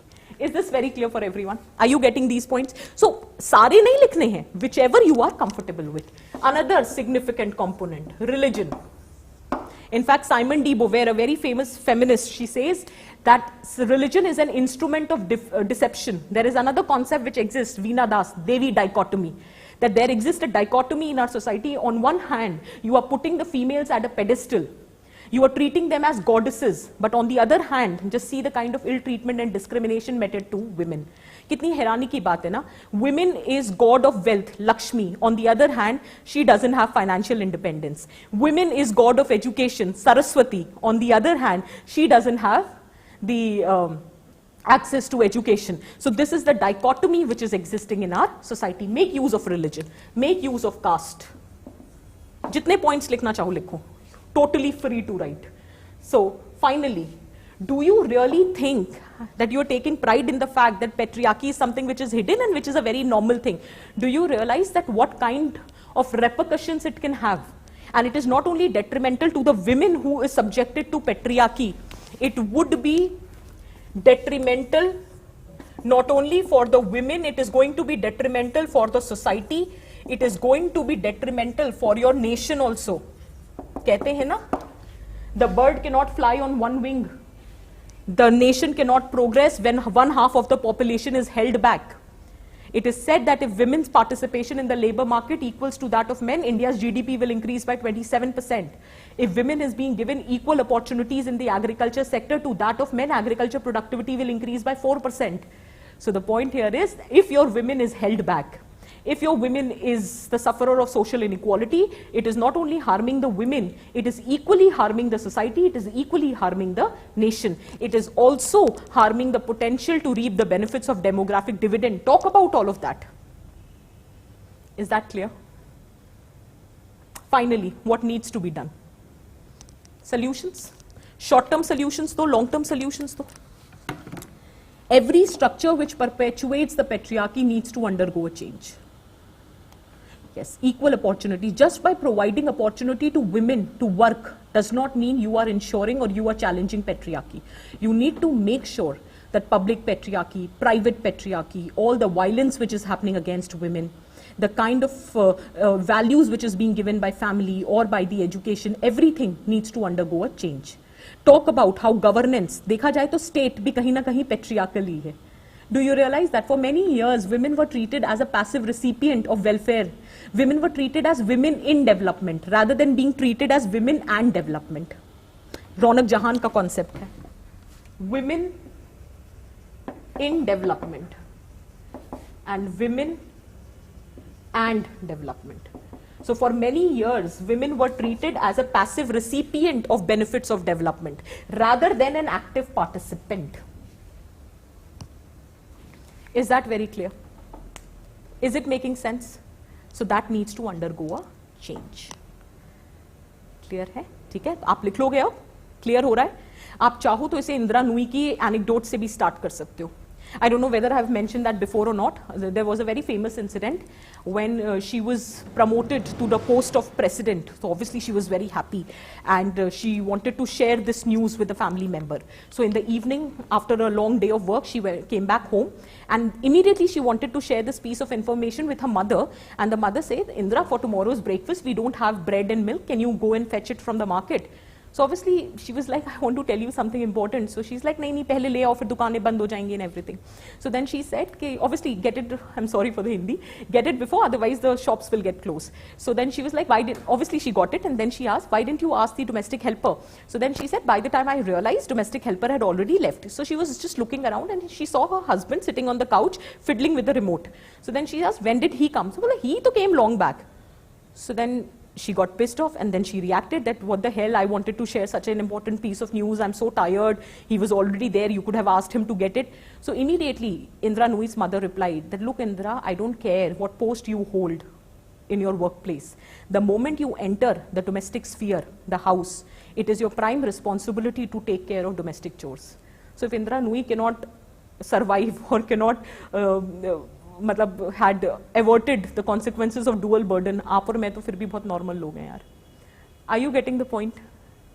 Did you realize how to write the answer? So ultimate observation is, if you really want your state, your society, your nation to progress, start respecting women. Start tackling the menace or the challenges of patriarchy, because it is not only going to affect women, it is also going to impact your future generation. So investing in women is need of the hour. कहते हैं ना, if you want to educate an individual, educate a man. If you want to educate a generation, educate a woman. Is that very clear? Very quickly, write in the chat box and tell me, is the concept clear for everyone? Did you understand what is supposed to be done? Have I discussed it from as many dimensions as possible? On this note, I will conclude, but मुझे जल्दी से बता दो ये topic समझ आ गया है. आप इंदिरा नुई की कोट एनेक्डोट डिस्कस कर सकते हो, आप ये डिस्कस कर सकते हो, थप्पड़ वाला जो सीन है वो आप बात कर सकते हो. एक एनेक्डोट मैंने और लिखा है, एक बार स्क्रीन दिखाइए. इसको थोड़ा सा कंसाइज कर लेंगे. I have created a picture. Sunita has been donning many hats since she was married 30 years ago. She gets up at 5 a.m. when everyone is sleeping. She makes sure every member of the house has their breakfast of their own liking and ends up making different things. After all the morning rush, she goes to her workplace. She is a dedicated teacher there. From 8:30 to 2, she is teaching children the difficult algebra. And yes, she is fighting the daily misogyny at workplace. There was a reason why I mentioned algebra. Women are not good with maths. So yes, I wanted to break that stereotype. ठीक है. Then, as soon as she gets back, her first step is on the kitchen to cook the delicious lunch. She doesn't rest a bit. Oh, resting is a privilege for a working woman, you see. The evening is again spent in random errands of the house, and voila, it is again time for cooking dinner. At 11 p.m. when everyone is off to bed, she is the last one to tidy up everything, last one to sleep, and get up again in the morning. Why are you surprised? Isn't it the picture of every middle-class working woman? Doesn't something look hidden in it? She is first to wake up and last to sleep. She is a dedicated homemaker and a fierce working woman. How many men juggle so many things in a day? Absolutely none. Why? The hidden patriarchal structure which has been normalized by our society. Did you get my point? तरीके हैं introduce करने के, कैसे भी कर लो. Is that very clear? I hope my intent has been conveyed along with the examples. Just one request, all said and done, ultimately everything depends upon you, how you write the essay.